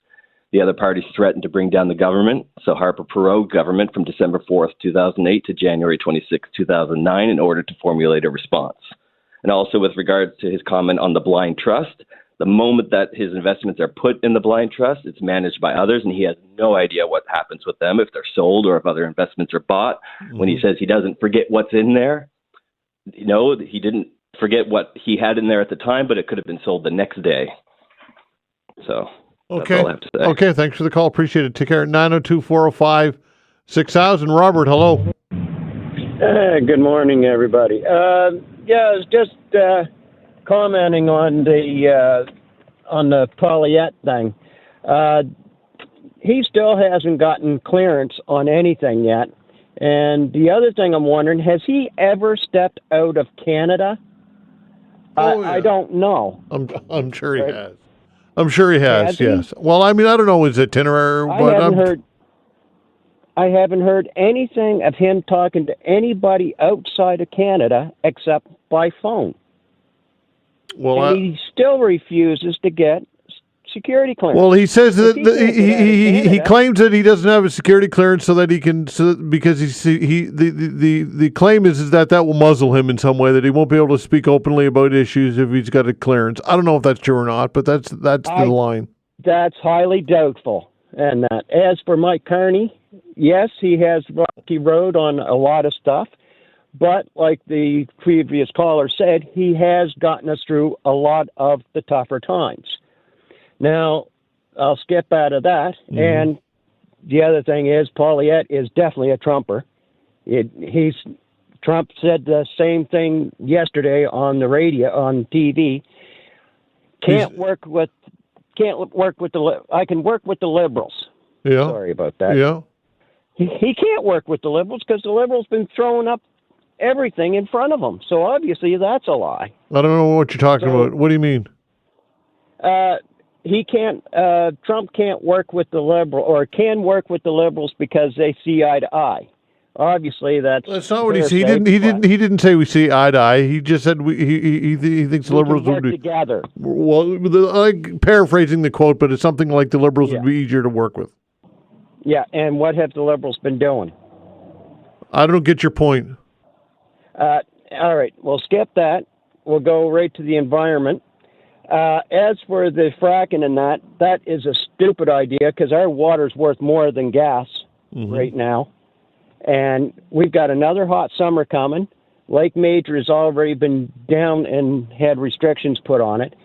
So fracking, to me, is a stupid idea. You pollute more than you get back out of it because when you blow something up in fracking, you don't know where that liquid's going. It can pop up a mile and a half away from where you're doing your fracking. Well, how do you know that? Look at the state side. They've been doing it for almost the last 15, 20 years. And look at all the water that they've polluted down there during the fracking stage. And all you have to do is just go into your history and do research on fracking. Well, anyway, I'm going to let you go. I'm not sure. Like you talk about research, you can Google anything and get and get what you're looking for, right? I don't know we're going to have Sean Kirby on the show tomorrow, the Mining Association of Nova Scotia. He's on at 10 o'clock. Going to talk to him about it. But from what I've heard, there's been a lot of advancements in fracking technology, and the amount of concrete that goes into these wells is pretty intensive, pretty intense. So there's two sides to every story, right? 902-405-6000. That's the way to reach us. Stephen, hello. Hey, Todd. Happy Thursday? Yeah, that's right. I have to go look at my calendar, figure out what day it was. Yeah, that's right. The whole Carney thing, thanks for opening up that wonderful can of worms today. It's great. I was actually chatting with my wife the other night, to be honest with you, and I generally am a liberal, and only one time I was not going to vote liberal was Jack Layton, because I think he was, unfortunately, what happened. Mm-hmm. But I was, if Trudeau was still around, for all the reasons you've been talking about for the last, 6, 7, 8 months, I was going to vote Conservative. Looking at the pedigree between Carney and Poilievre, I'm leaning more towards Carney in this respect. If Trudeau was still around, not a chance. No, he'd be gone. Yeah. But Carney, I just think his pedigree is a little bit better. I personally think that two personalities are very strong between Poilievre and Carney. I do believe that they are very strong. They'll deal with Donald Trump in a direct manner. Economy-wise, I agree with the caller 2 calls ago. It wasn't Harper. It was Carney that straightened the economy out back then. So I think that there's a benefit for that. Poilievre is a lifelong politician. Yeah, listen, I'm going to push back a little bit. Jim Flaherty, who was Stephen Harper's finance minister, who's passed, he's no longer with us.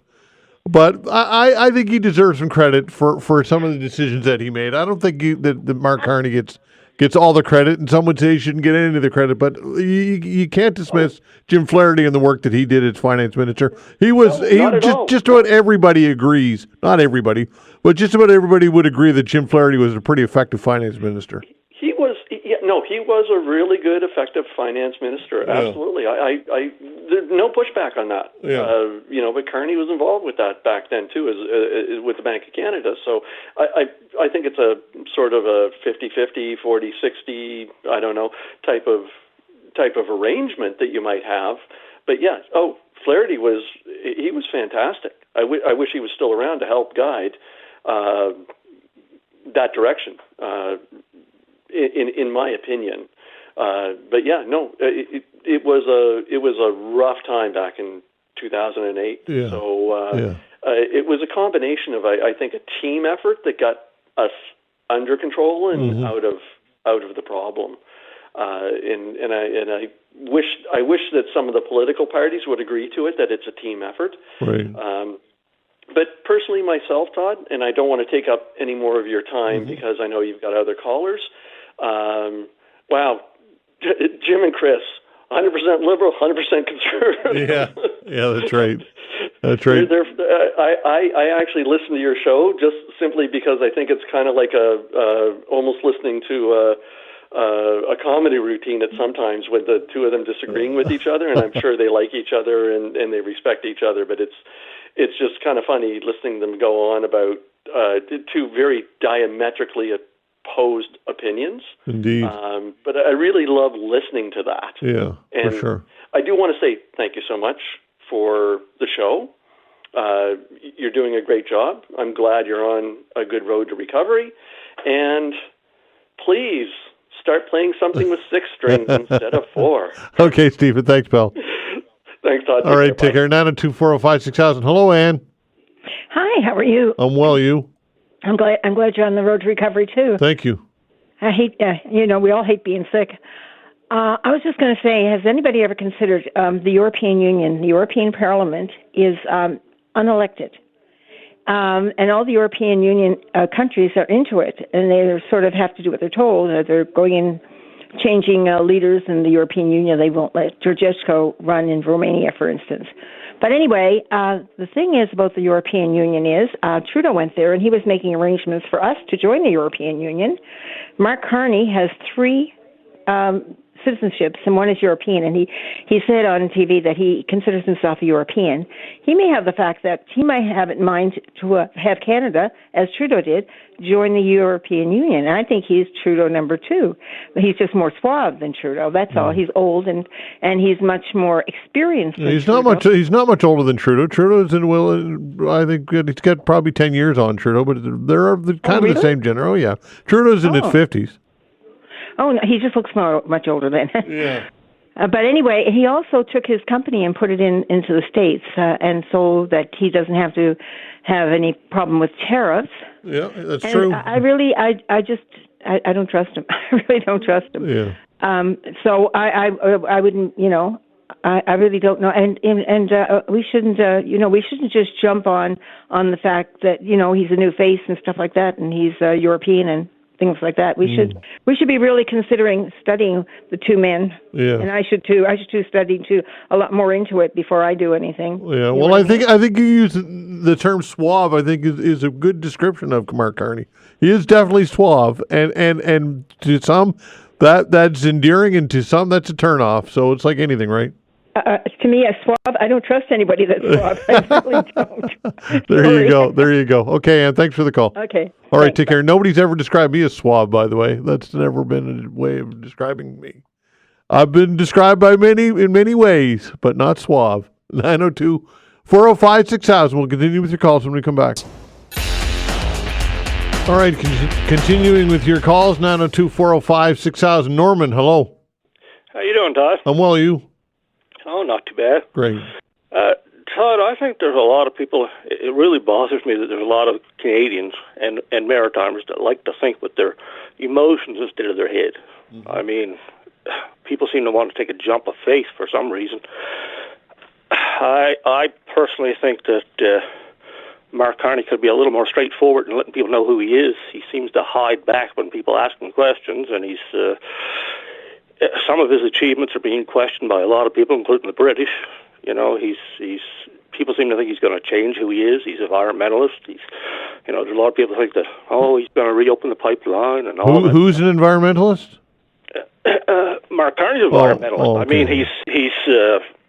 I mean, I thought you said Polyev. Sorry, I apologize. No, he was at the special UN Union. I mean, he's Mark Carney. Mark Carney's definitely. I would say you could describe as an environmentalist. Yes, I would say that's true. I don't see he's going to change that overnight. I don't see him running pipelines and stuff like that. So I mean, he's lied to the people already. He'll be caught in lies. I mean, there's a lot of questions there for him, and I think people should be very careful. Okay, you say he lied. What are the examples of lies that he said? He wouldn't come forward on being part of the company transfer. Yeah, Brookfield Management. That was definitely that was one. Yeah, for sure. He's got some questions, and I think people before they take a leap of faith. I mean, they took a leap of faith with Trudeau, and where'd that get us? Yeah. What other questions do you have? Names more? He's not really. When the public ask him and the media ask him about his finance and stuff, I know he doesn't have to divulge them, but I mean, if he's going to have to divulge them, if he becomes prime minister, I mean, what's it going to hurt him to divulge and let people know what's going on so they know who they're dealing with? Yeah, Norman, he's a multi-millionaire, extremely wealthy, extremely successful in the private sector. Is that a bad thing? Oh no, it's not a bad thing. What's a bad thing is that he's not very forthcoming. He's kind of holding back, and he's doing that until the election's over. I mean, people don't know who he really is. And I think people should educate themselves more. I mean, we should know more who he is before people take a jump. What else do you need to know, though? And I'm not trying to be argumentative. I'm just trying to really drill down into what you want to know about him. What don't you know about him that you think you should know? I don't really know who he is. I don't really know that who's Polyev? Who's Pierre Polyev? Well, Polyev's a career politician, and you know that the things he said. If you listen to the things he said, a lot of them have come to light, and a lot of them are things that the Liberals are going to jump on now if they even stick with it, because it wouldn't be the first time they've said one thing and did another. So I mean, which is a lot of politicians do that. But I mean, Pierre, I mean, he is who he is. People know who he is. He's not hiding behind anything. I mean, people don't think he can deal with Trump. I personally think he's just easy to deal with Trump as Carney myself. I mean, there's a lot of. I think Carney.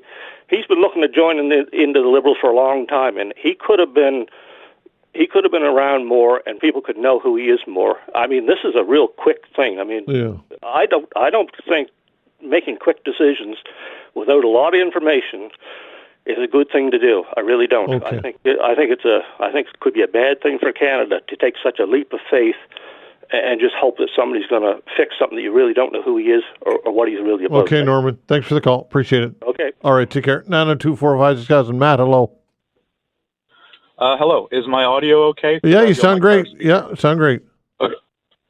Awesome, thanks. I'm calling because I honestly, like the past few months, I feel like I'm having like an identity crisis because literally for 2 years, I was so stoked and excited to vote Conservative. And I am one of these people who is now questioning that and leaning closer towards Carney. And for me, one of the biggest issues, I guess, is like, I mean, there's a few, but essentially, I've read that somewhere that 16% of Conservative voters, I know that's not a lot, but it's relatively significant, 16% of Conservative voters would support American annexation of Canada. And to me, that's just like... I'm not sure where you get that number. That seems very high to me. I don't think that number is accurate, to be honest with you. You know what, Todd? I 100% agree with your skepticism, but I'm looking right now at an Angus Reid poll that says it's higher than that. Wow. That says it's 21%, and that if the Liberals were to win the next election, that 21% jumps to 33%. Wow, yeah. So I don't know what the actual numbers are, but like obviously, and I'm a little skeptical of polling, but at the end of the day, like I've met conservatives myself who are in favor of joining the United States. And to me, it's just like that is a hard pill for me to swallow. And it's hard for me to vote for a party that I feel like to some extent, Poilievre's quietness around the whole issue, and that was my initial issue, was he was just like quieter than I wanted him to be when this first started happening. Yeah. And I feel like that quietness is partially an attempt to not push away this 16% or whatever that number may be. Interesting. Yeah. And for me, it's like, last thing, I know you've got lots of callers, but like, no, you're making good points. So what I was thinking is like, why it's such a shame that we don't have the progressive conservatives anymore, because this would solve a couple problems. Like, first of all, this whole idea that the conservatives have to win a majority or else it's like pointless. If we had two conservative parties, it would be similar to having the Liberals and the NDP, where they can like have their separate platforms, but at the end of the day, they can vote on issues they agree with each other. Because if we had a progressive conservative party, I believe you would get many of these centrist voters that are seeing the Liberals now as pushing maybe slightly closer to the center, and these centrist voters who are afraid to vote conservative for a variety of reasons, mostly because of the cohort of social conservatives that are in that party. If we had two separate conservative parties, one for the progressive voters and one for the others, they could then join together in their votes on issues they agree with. Yeah. But, and I think I would vote progressive conservative in a heartbeat. I'm sick of the Liberals, but I'm so scared of a government that's trying to like appease a decent percentage of the population that wants to become American. Yeah. Interesting. I don't know. Okay, Matt, thanks for the call, pal. All right, take care. All right, Sean, go ahead. Hey, Todd. First, I want to address the Mark Carney 2008. So, who was the governor of Bank of Canada during the last COVID financial crisis?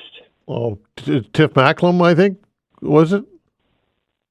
Exactly, right? Like, no one knows. And he didn't do a thing. It was Justin Trudeau and Chrystia Freeland who put the policies in place, did it. All Mark Carney did was fluctuate with interest rates. And then the caller that said, Mark Carney got out in front of it.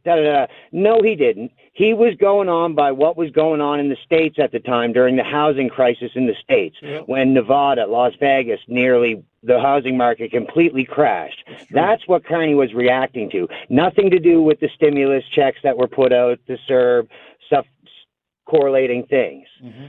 Right, so Mark Carney had about as much to do with the financial crisis then as he did as the governor with the COVID financial crisis. Right? Valid point. That's what I want to say. That's what I want to say to that. He's just fluctuated interest rates. And then secondly, with Pierre Poilievre not wanting the mainstream media around, Todd, nobody watches the mainstream media in my age group. Like, I'm 35 years old. And now I'm grown, and I would say 18 to the voting age, 18 to 40, even give or take 5-10 years, doesn't sit down and watch the news like your generation did. And my parents did when I'd come home from school to eat supper and the news was on the TV. That doesn't exist anymore. It's all online. And now these 18, 19, 20-year-olds have 40, 45-year-old parents, 50-year-old parents whose now their kids are on TikTok showing these people the podcasts that they're watching, showing the parents, like, look at this, look what I've seen on this podcast, look at this TikTok video. That's where the narrative is shifting. That's true. Yeah. Right? I can't disagree with that. You're making a good point. Because it's the way the world is turning. We have woken up the silent majority, Todd. That's what we're seeing, and the polls cannot see that. The polls obviously didn't weigh in the factor that Nova Scotia only has 2 Liberal seats. Like, what poll at that time predicted that the Liberals were only going to win 2 seats? Which one predicted they were only going to win 10 seats? Right. None, right? Like, where it's because, and I looked at the Angus Reid poll, and they take their data. It depends on where you call in that province. They got The federal one is all red for Nova Scotia. Right. They said, yep, it's all red. But you look at where that poll was taken, it was Halifax. Yeah. Central. Okay. Where Sean, did the Liberals and NDP win their seats? Yeah, Sean. Listen, I'm way over time, but listen, I think on the media point, you make some valid points. I can't disagree with you. Thanks, pal. Thanks, Todd. Okay, take care. Thanks for the calls, everybody. I didn't get to all of you for that. I apologize. We'll be back.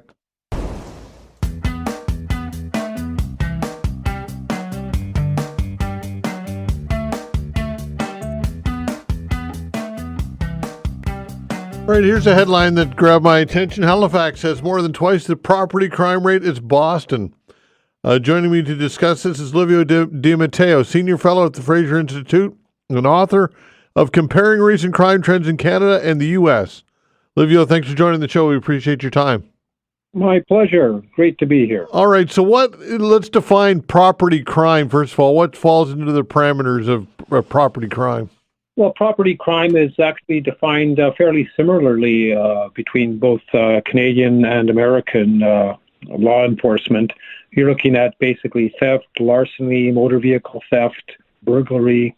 Those types of crimes are sort of lumped into property crime. All right, so tell us more about the statistics here. Well, certainly. Well, the statistics, there's sort of national rankings, North American rankings, and then the third phase, which completed this report, is regional rankings. So the regional ranking is ranking the Atlantic New England area. So that would be the four Atlantic provinces, of course, with the area immediately adjacent, Maine, Vermont, Massachusetts, etc. So, if you look at the property rankings, at the very top, at number one, of those 17 combined CMAs and MSAs is Moncton, New Brunswick, at about 2,981 property crimes per 100,000 population. Number two is Halifax, Nova Scotia. So the two Canadian cities actually top the list in terms of the regional ranking. Halifax comes in at 2,484 property crimes. And then after that is Burlington, Vermont, and New Haven, Connecticut. And then in fifth place is St. John's, Newfoundland, at 2,183. And then working your way down, in 11th place for property crimes is St. John, New Brunswick. The bottom is Worcester, Massachusetts, and the Boston MSA are pretty much at the bottom of that ranking. So the Atlantic cities, in terms of property crimes, are at the top of the ranking regionally. All right. Any speculation as to what's going on here, as to why these trends are heading in this direction? Well, crime in both Canada and the U.S. has been on an upward trend since 2014. Crime in Canada, though, has been increasing somewhat more quickly than in the U.S. over the last a decade or so. As to what is driving that is a very good question. The report is simply a ranking, just to get the information out there in terms of what the trends have been and what the rankings are. In terms of the actual determinants of crime, that would be a separate study. However, on the plus side, crime rates historically have been lowest in the east and highest in the west in Canada. There's a sort of east-west gradient. So even though regionally, the Atlantic Canadian cities sort of top the regional rankings, within a North American ranking, they tend to be a bit much further down with respect to property crimes. All right. So I would think what's happening economically would be a factor. What are your thoughts? Well, yeah, economic factors are always, a reason. I mean, crime rates can be affected by a number of things in terms of enforcement and reporting. Basically, when economic times are a bit tougher, crime rates do tend to go up. Although, interestingly enough, when unemployment rates go up, sometimes crime rates go down because people tend to be more at home safeguarding their property. And there's also demographic factors. Younger populations, generally speaking, tend to be characterized by, higher crime rates. Historically, crime rates tend to go down with age. So demographics could be a factor. And so that could be explaining what's going on. But again, that would probably be the focus of a separate study. Indeed. So if people want to access all this information, it's available online, correct? It is. If you go to the Fraser Institute website, the report is there, as long as some really interesting infographics that provide some visual comparisons on maps of the rankings. Okay, Livio, appreciate it. Thanks so much. My pleasure. Have a great day. All right, take care. Livio Di Matteo, Senior Fellow at the Fraser Institute. Some emails now in reaction to the call-in segment, which really focused on this federal election, which is, we're told, will be called on Sunday. Lots of different points of view on Mark Carney and Pierre Poilievre, which is great, that's what it's all about, folks.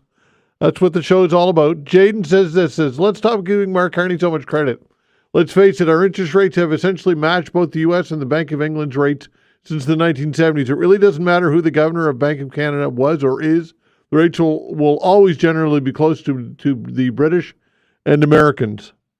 And look, I think that's a valid point. I don't know exactly what the governor of the Bank of Canada does other than set interest rates. I'm sure that there's much more to the job than that. I'm not naive to think that that's the only thing that there is to the job, but I perhaps should get somebody on the show, Ian Lee, perhaps, or somebody who's well-versed in this who can explain exactly what the governor of the Bank of Canada does and what the roles and responsibilities are, because that's a good question. Mark Carney's given credit for guiding us through troubled economic times in that role. I mean, yeah, I could set interest rates. I mean, you know, it's if inflation's high, interest rates match that. It's you have to curb inflation. If inflation's extremely low, then conversely the opposite. I'm not an economist by any stretch, but I don't know. Look, and I'm oversimplifying obviously the role. But I don't know exactly what the ins and outs of and how much credit Mark Carney should be getting for any of that. But look, it's worthy of a further discussion. This email says this: if anyone thinks for 1 second that the Liberals under Carney or otherwise would be reversing economically harmful policies like the carbon tax and capital gains tax without having their feet held to the fire, are living in la-la land. Tax and spend are liberal ideology. Thank God for that nasty bulldog Pierre Poilievre. Even if he doesn't get elected, he has affected that change. Some have very short memories. Thanks for sending the email along. Mark says former Liberal Dan McTagg wrote recently that a Mark Carney vote would be disastrous for Canada. He stated that the Liberal Party has changed drastically from what it was and has gone way too far to the left. I have my own opinion on Dan McTagg, but I'll reserve it for now. Anyway, this one on fracking. Somebody called and suggested that fracking was dangerous, and we had somebody on the show earlier who talked about it at length and quite eloquently. And let's see who the guest was. A doctor. Anyway. This email says, where do you think the water goes once it's done? They can't clean it. You always go on and on about stupid Googling as not being a logical way to find information. There's lots of government websites that come back from Google. Do research and stop telling others that the internet doesn't have information for them. Even Twitter links to government websites. Thanks, Mike, for sending that along. This email from John says, since Poilievre was elected leader, he had a negative campaign saying the country is broken, Trudeau is bad, and axe the tax. At the same time, Poilievre has praised Elon Musk and repeated many of Trump's slogans.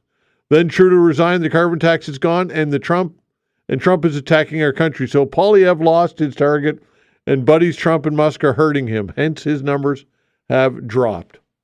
That comes from John. Anyway, thanks for the emails, everybody. We appreciate it. I appreciate them very much. Keep sending them along. Todd.vino@rci.rogers.com. That is the way to reach us via email. Again, todd.vino@rci.rogers.com. What the possible closure of Hudson's Bay stores could mean for the Nova Scotia retail landscape. We'll talk about that when we come back.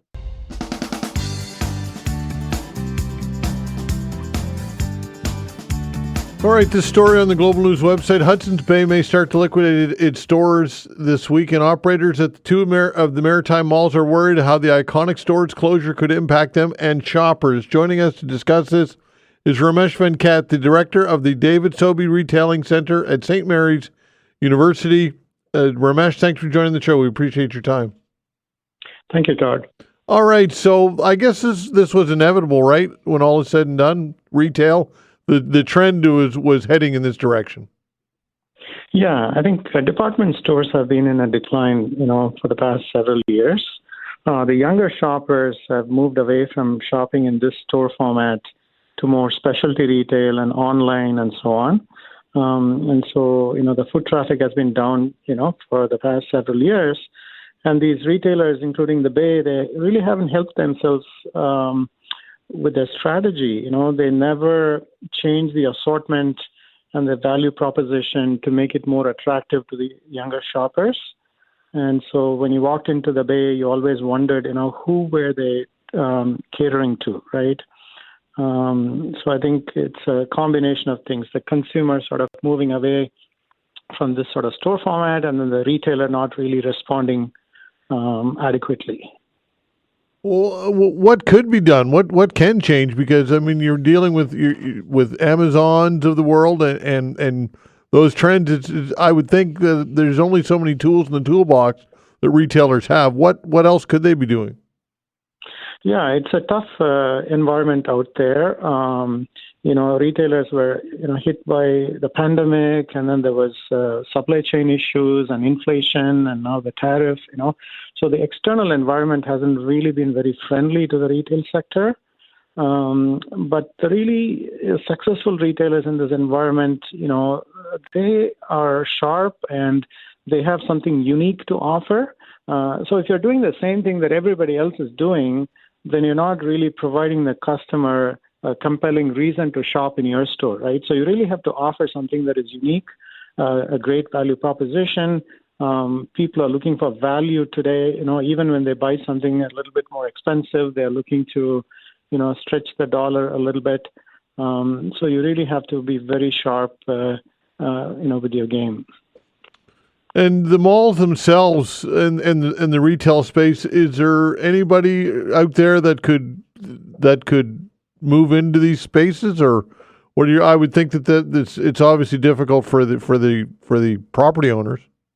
Yeah, it's very difficult right now. If you recall, when Sears closed in the Halifax shopping center, it took them a while to get new tenants. But right now, there are no big department store brands out there that are looking to come into that space. So it's going to be challenging. So the mall has to think about, redesigning the space for other uses. Okay, like what? Well, one option is, could be the lower level, could be smaller, retail operations. Again, going out and, attracting those tenants is going to be challenging.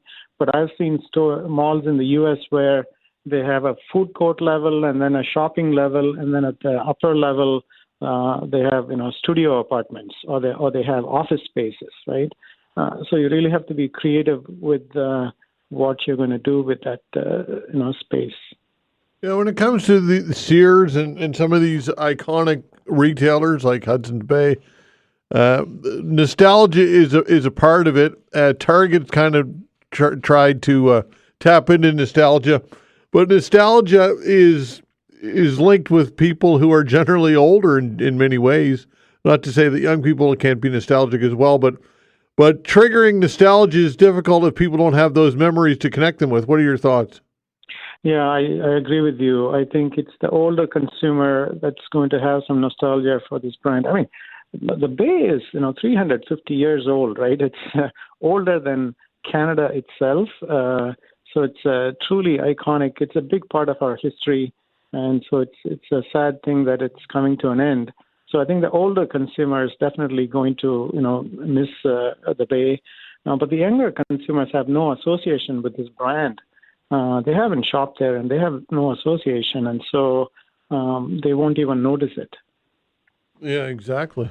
Where do you think the retail landscape is going? Do you think malls will have a future long term, or will they figure it out? What's your speculation in the future?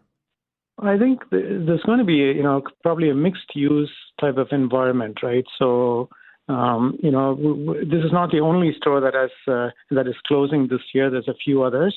And so malls have to figure out new uses for their space because a lot of the fashion shopping has migrated online. So right now it's over 20% of fashion shopping is happening online, and that number is growing. So a lot of retailers don't see the need for having such a large physical footprint. And so, so I think, retail is going to, is going through a lot of change right now. All right. So are you optimistic about the future of retail? I mean, in general, yes. I mean, I think there's some exciting things happening with technology and, AI, that sort of thing, I think the younger consumer is looking for, that type of, engagement with retail. So not just going to a physical store, but they're looking to engage using digital technologies and things like that. So there's a lot of things happening on that front. I mean, people are always going to buy things, right? So we need essentials as well as, other things, nice to have things. And that's how the economy works, right? So we are very much a consumption-driven economy. So I think retail will come out of this, difficult period that we are in. Okay. Appreciate your time. Thank you so much for your insight. Thank you very much. All right. Take care. Ramesh Venkat, director of the David Sobey Retailing Centre at St. Mary's University. And again, nostalgia is linked with shopping in many ways. I can remember back in the day, look, I'm 55 years old, almost 56, and Kmart. That's right. You remember Kmart? I do. Some of you listening out there won't know what Kmart was, but I'm sure many of you do. Of course, there was always Sears, as the professor talked about, and of course Target came and went, and I think they still have a presence. But the mall experience was before. Think about it, before the internet. That's where you went to. That was where it all happened, at the mall. And look, I recently had to go to the Halifax shopping center. I try and avoid it as much as I can, just because I'm not a mall guy. But I recently had to go for can't even remember why. But kids still congregate at malls and socialize and all of that stuff. So it's kind of a meeting place, the food court, more than anything else. But brick and mortar retail, I don't know what the future will be, because obviously the trend is online, folks. It's less expensive and convenient, and people don't have to drive. You don't have to take transit. You don't have to have a vehicle, obviously, to purchase things. But look, we shall see how it all goes. Nostalgia is a huge part of retail, though, and as mentioned, the older that generation ages out, it's just a matter of time. Will axing the consumer carbon price save you money? We'll try and address that with Moshe Lander when we come back. Thanks.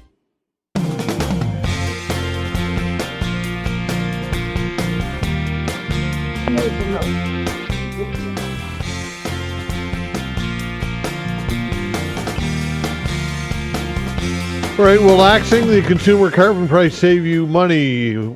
Joining us to talk about all this is Moshe Lander, economist with Montreal's Concordia University. Moshe, thanks for joining the show. Hello. All right, so that's the question. Will it save us money? Say that again? I said, will axing the consumer carbon price save us money when all is said and done? So the Liberal argument was that the average Canadian got more back than what they were paying in, and that's true at the average. Yeah. But the average masks a huge distribution that obviously some people are paying in more than what they're getting back, and some people are getting back more than what they pay in.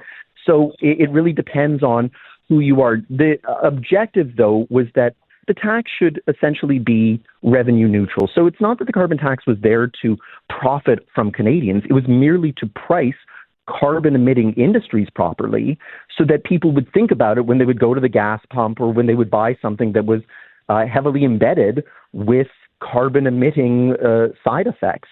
Beyond that, if you avoid carbon-emitting products, you would get back more than what you pay in, and it's pretty much as simple as that. All right. So when it comes to, I guess, the cost to the economy in general, because the argument was that this cost, with the increase in gas prices, that delivery drivers and production and all this went up exponentially, and therefore that would trickle into the price of consumer goods. Is that accurate, or what are your thoughts on that theory? It is correct to a certain extent, but the reason that would happen is because implicitly for decades, there's been a subsidy on carbon emissions. So I think one of the biggest mistakes that the Liberals made was the way that they sold the tax and how they misexplained it to Canadians. If I told you that for decades, the only cost that was involved in oil and gas was the exploration, extraction, and transportation of it, but not the environmental effect of it, then effectively oil and gas related industries were getting a subsidy from the government. They weren't having to pay their true cost. And as long as the climate wasn't changing substantially, nobody particularly cared. But when you start to see once-in-a-generation hurricanes blowing up on Halifax shores, people start to say, hey, why is this happening? Well, it's because we ignored that implicit subsidy that had been there for decades. The purpose of the tax then was not to harm Canadians, but to get them to think about the true cost of what it was that they were doing. And so if it did raise prices, it was only to remove the implicit subsidy rather than as a way to try and escalate cost of living issues. The Liberal leadership ran away from it then when they realized that they're not going to be able to win an election by trying to explain themselves. Mm-hmm. So they just said, forget it. And of course, the Conservatives found at least initial success before the Liberal leadership by just saying axe the tax and making it purely a cost of living issue. And that resonated with people out in Alberta, where I'm from, where everybody thinks that any sort of attack on oil and gas is an attack on Alberta directly, and just because it's Alberta. All right, so the politics of it, some would suggest that there's hypocrisy here with when it comes to the Liberals and the cabinet, because all of these, or most of them, I think, support it outwardly anyway, the consumer-facing carbon tax, and now suddenly it's not something that they've done. They've obviously axed it, to use that term. Is there some level of hypocrisy going on here? What are your thoughts? Completely hypocrisy, and it's unfortunate because they're all running away from it as if they had nothing to do with it. And it started with the resignation of the finance minister saying that I disagree. Now, look, she had other legitimate concerns. The gimmick of the tax holiday and things like that were certainly gimmicks, and it was bad economics. And if that's purely where she wants to center herself, she was fine to do so. But then to say that as Liberal leader, had she won, she would have run away from the carbon tax, that's where the disingenuity comes in. Mark Carney, the central banker, understands full well that not only does the carbon tax need to be there, but it needs to be even bigger than it is now, which is why it had been built in that it would increase every year for the foreseeable future until they scrapped it. But Mark Carney, the politician, the one who's about to call an election on Sunday, the one who's going to try and become prime minister with a mandate, says, no, let's get rid of the carbon tax because we understand that Canadians just don't like the idea that there's an increased cost of living, not because it's to punish them, but it's to make them think about the consequences of their decisions. All right, so there's mistrust out there, and some who feel as though that a majority, if in fact Mark Carney and the Liberals want a majority, that they would reintroduce this or bring this back. What are your thoughts on that? I hope they do.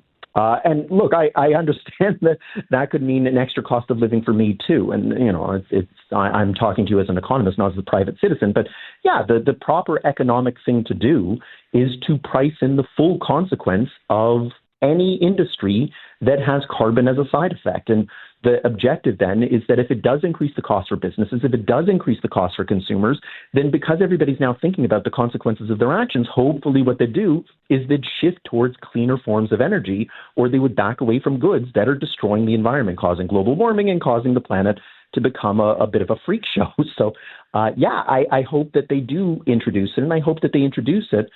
They can do it gradually, just like the previous government was doing, but escalate in a way so that it actually internalizes the true cost of what's going on, rather than trying to dress up that, well, everybody's suffering from cost of living issues. We don't get to situationally choose when the planet decides to change. So we can't situationally decide then that we should have the tax or not. All right, that would be sneaky, though, would it not, to use that term, to not campaign on it and then to introduce it or bring it back? That would be a bit sneaky, would it not? It would. Now, if the Liberals wanted to draw on Liberal history, they could conceptually go back to the Chrétien years. If you remember, Mulroney's government was the one that introduced the GST, and the Liberals ran on a campaign of their own, axe the tax, which was that their first act would be to scrap the GST until they got into power and they realized, hey, the GST is actually economically efficient and we'll keep it. And so they ran for years being attacked by the conservative opposition of when are you going to get rid of the tax that you promised to repeal? I don't think that necessarily that would endear the Liberals to Canadians any further. But conceptually, they could run around the populace and just say, yeah, we're not going to do it. And then when they're in power, say, okay, now we're going to bring it back because we have to. We're victims here, not that it's a conscientious decision. But look, I believe in transparency, so I would like to think that they wouldn't do that as a campaign strategy, but they could. All right, what about a cap and trade system? What are your thoughts on that? So a cap and trade system should produce the same outcome as a carbon tax. They're both essentially doing the same thing, which is trying to limit the amount of carbon emissions that occur. The tax is maybe a little more responsive if you create a marketplace. Cap and trade would be that the government would have to set regular quotas as to how much carbon could be emitted. They'd have to sell off the permits, and they'd have to keep a regular eye on what's going on. If they have the resources to do that, there shouldn't be any difference. It would raise the same amount of money. It would cost consumers the same amount of money. It would cost firms the same amount of money. Nothing would be different. My concern is that I don't trust that government has the resources to employ thousands and thousands of people to keep an eye on the cap and trade system and fine-tune it at every stage based on climate change science. But the carbon tax is going to be as fluid as the market is liquid. And so where stock markets move every time that Donald Trump has a sneeze, the same thing would happen here too, that every time you see a negative weather effect, then you would expect that the carbon tax would instantaneously adjust in a marketplace. But fundamentally, there's no difference between the two. All right, so having a carbon tax base built into the economy when we're competing with the United States, which certainly does not, and won't for the foreseeable future. We don't know what will happen in 4 years, but at least for now, it looks like that's definitely not the direction they're heading. Might that be a factor when it comes to whether we should employ a carbon tax? Yeah, and that's going to be the pushback, is that because the Americans aren't doing it, why do we have to do it and why should we punish ourselves? Internally, the solution could be that any goods that arrive on Canadian shore that don't have carbon taxing priced into it will be subject to a carbon tax when they arrive here. And so in a sense, that's a tariff, but it's not that I'm tariffing imports broadly based. I'm merely putting a carbon tax on everything that Canadians want to consume, wherever it is that it comes from. Maybe we're splitting hairs, but there is a difference there. If it leads to Canadian business saying, forget this, I want to be able to sell into the U.S., and if I produce in Canada, I have to pay this tax, but if I produce in the U.S., I don't have to, then, okay, we can have a conversation. But I think that firms in general don't necessarily base their decision on is there a carbon tax or not. They base on a whole bunch of additional factors, like do you have access to the markets that you want? What's your labor force like? What's the other tax parts of the regime? So maybe what the Canadian government could do is they could say that if we're going to have this carbon tax, we can reduce, say, corporate taxation, or we can reduce personal income taxation so that we're not necessarily giving rebates back to people, but we're not also profiting from this either. And so at that point, then businesses might say, yeah, I don't like the carbon tax on one end, but I get lower corporate income taxes on the other end. So if these two balance out, it's neutral to them, and they would be indifferent then, and they wouldn't necessarily race to the U.S. at that point then. The U.S. wanted to respond by lowering their corporate income taxes like the president wants, well, then we can have a different conversation. But for now, I think that's the easiest way to do it, is just adjust the personal and corporate tax rates, and you can maybe offset some of that. The same way that the carbon tax was being rebated back to try and offset at the average the impact on Canadians. Moshe, appreciate your time and your insight as always. Thank you so much, and we'll do it again. Anytime. All right, take care. Moshe Lander, economist with Montreal's Concordia University.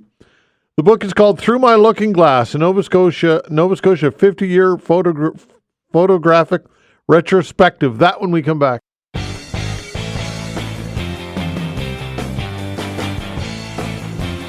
All right, the book is called Through My Looking Glass, Nova Scotia 50-year photographic retrospective. Joining me to chat about all of this is the author, Joseph Robichaud. Joseph, nice to meet you. Thank you, Todd. It's great to be here. Absolutely. So going through some of the photographs, just fascinating stuff and incredible. You took every picture?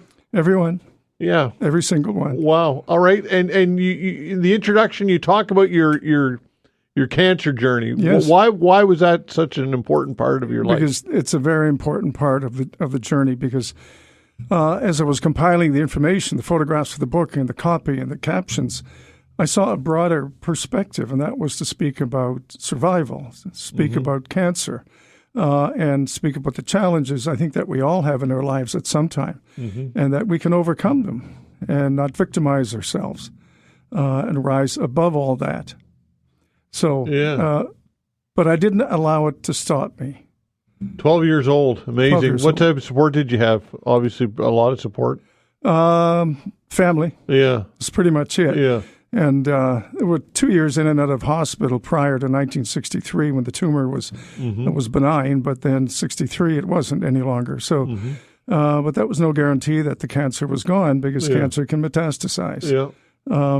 However, upon recovery, I discovered that you really have to find some inner strength and resilience to move forward every single day. So the way I see it, I look at it in a way that there are no limits whatsoever. The only limits we have are the ones we place on ourselves. Sure. And to that, what was it like to be a photographer with a disability? Must have been challenging at times. It was a real challenge. It was challenged every time, particularly on Sable Island, particularly on offshore oil rigs. Sure. But, I never thought about it. This is my job. This is what I was trained to do, and I'm going to do it. And there was only one occasion over the 50 years that I've been doing this where a client really challenged my ability to do it, but I proved him wrong. You want to give me the details on that? How much time do we have?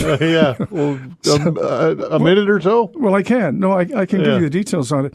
I was shooting for a national photography company in Toronto. They had a client who was Ford Canada. I was assigned to cover this event they were having in Halifax with the introduction of a new vehicle. So the ad agency executive was my contact from an agency who was – there were different layers here, and Ford was their client.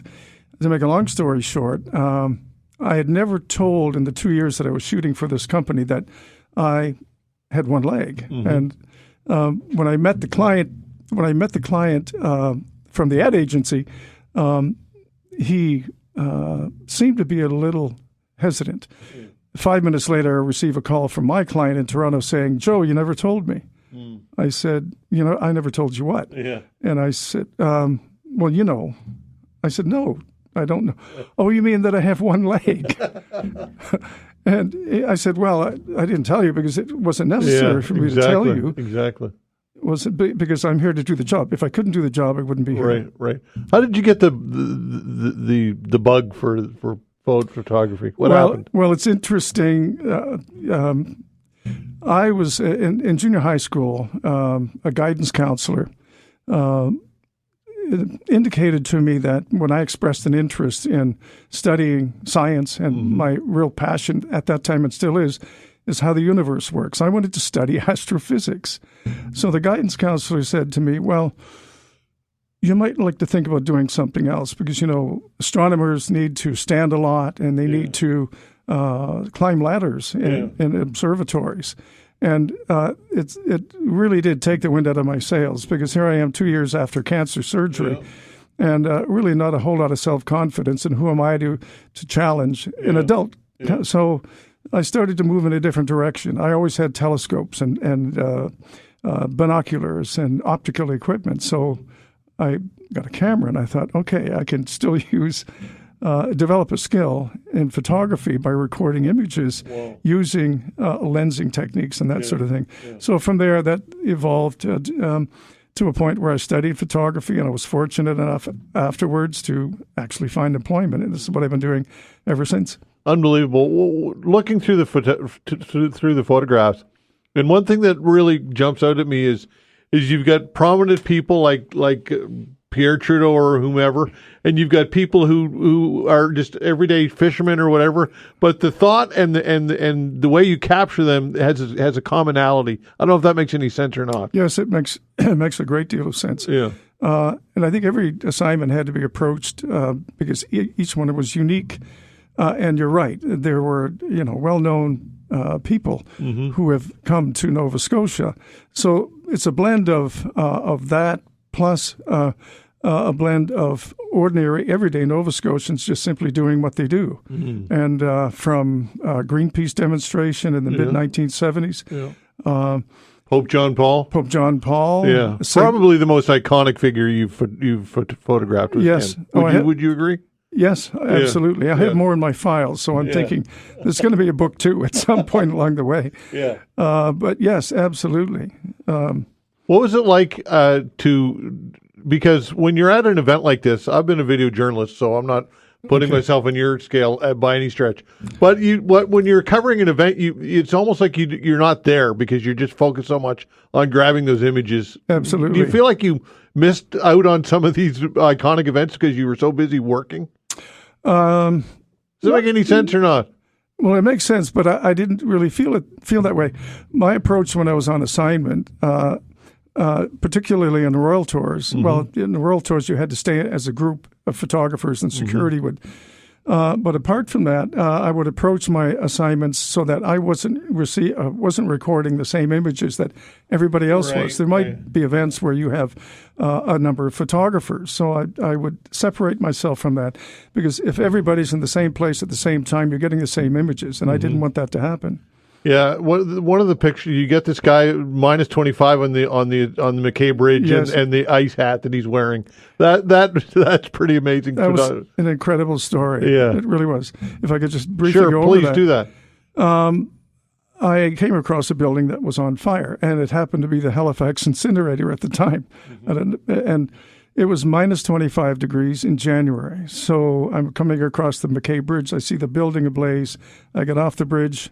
I get to the site, and there are half a dozen fire trucks, firefighters everywhere. He came out of the building. I remember his name, Gerald Bulger. I don't know why I remember his name. Yeah. He came out of the building absolutely covered in ice, in these icicles from the overspray from inside the building. Yeah. And it being minus 25 degrees, of course, they simply drip and they freeze. And he came out, and I was afraid he was going to snap them all off and go get a cup of coffee. But he got the coffee first, and I followed him. I said, please, just turn around. Wow. Yeah.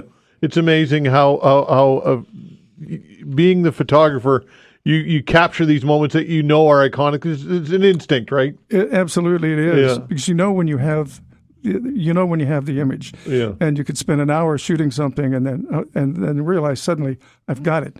I can't do any better than this. Yeah. Have you ever got something and then get back to the darkroom and realize that you didn't? That must have happened. All the time. Yeah. You still use a darkroom? No, I use a digital darkroom. The chemistry in the darkrooms was not my favorite thing, but at the time you had to. Yeah, it's amazing. Listen, I wish we had more time. It's the ultimate coffee table book, right? I mean, this is just yes.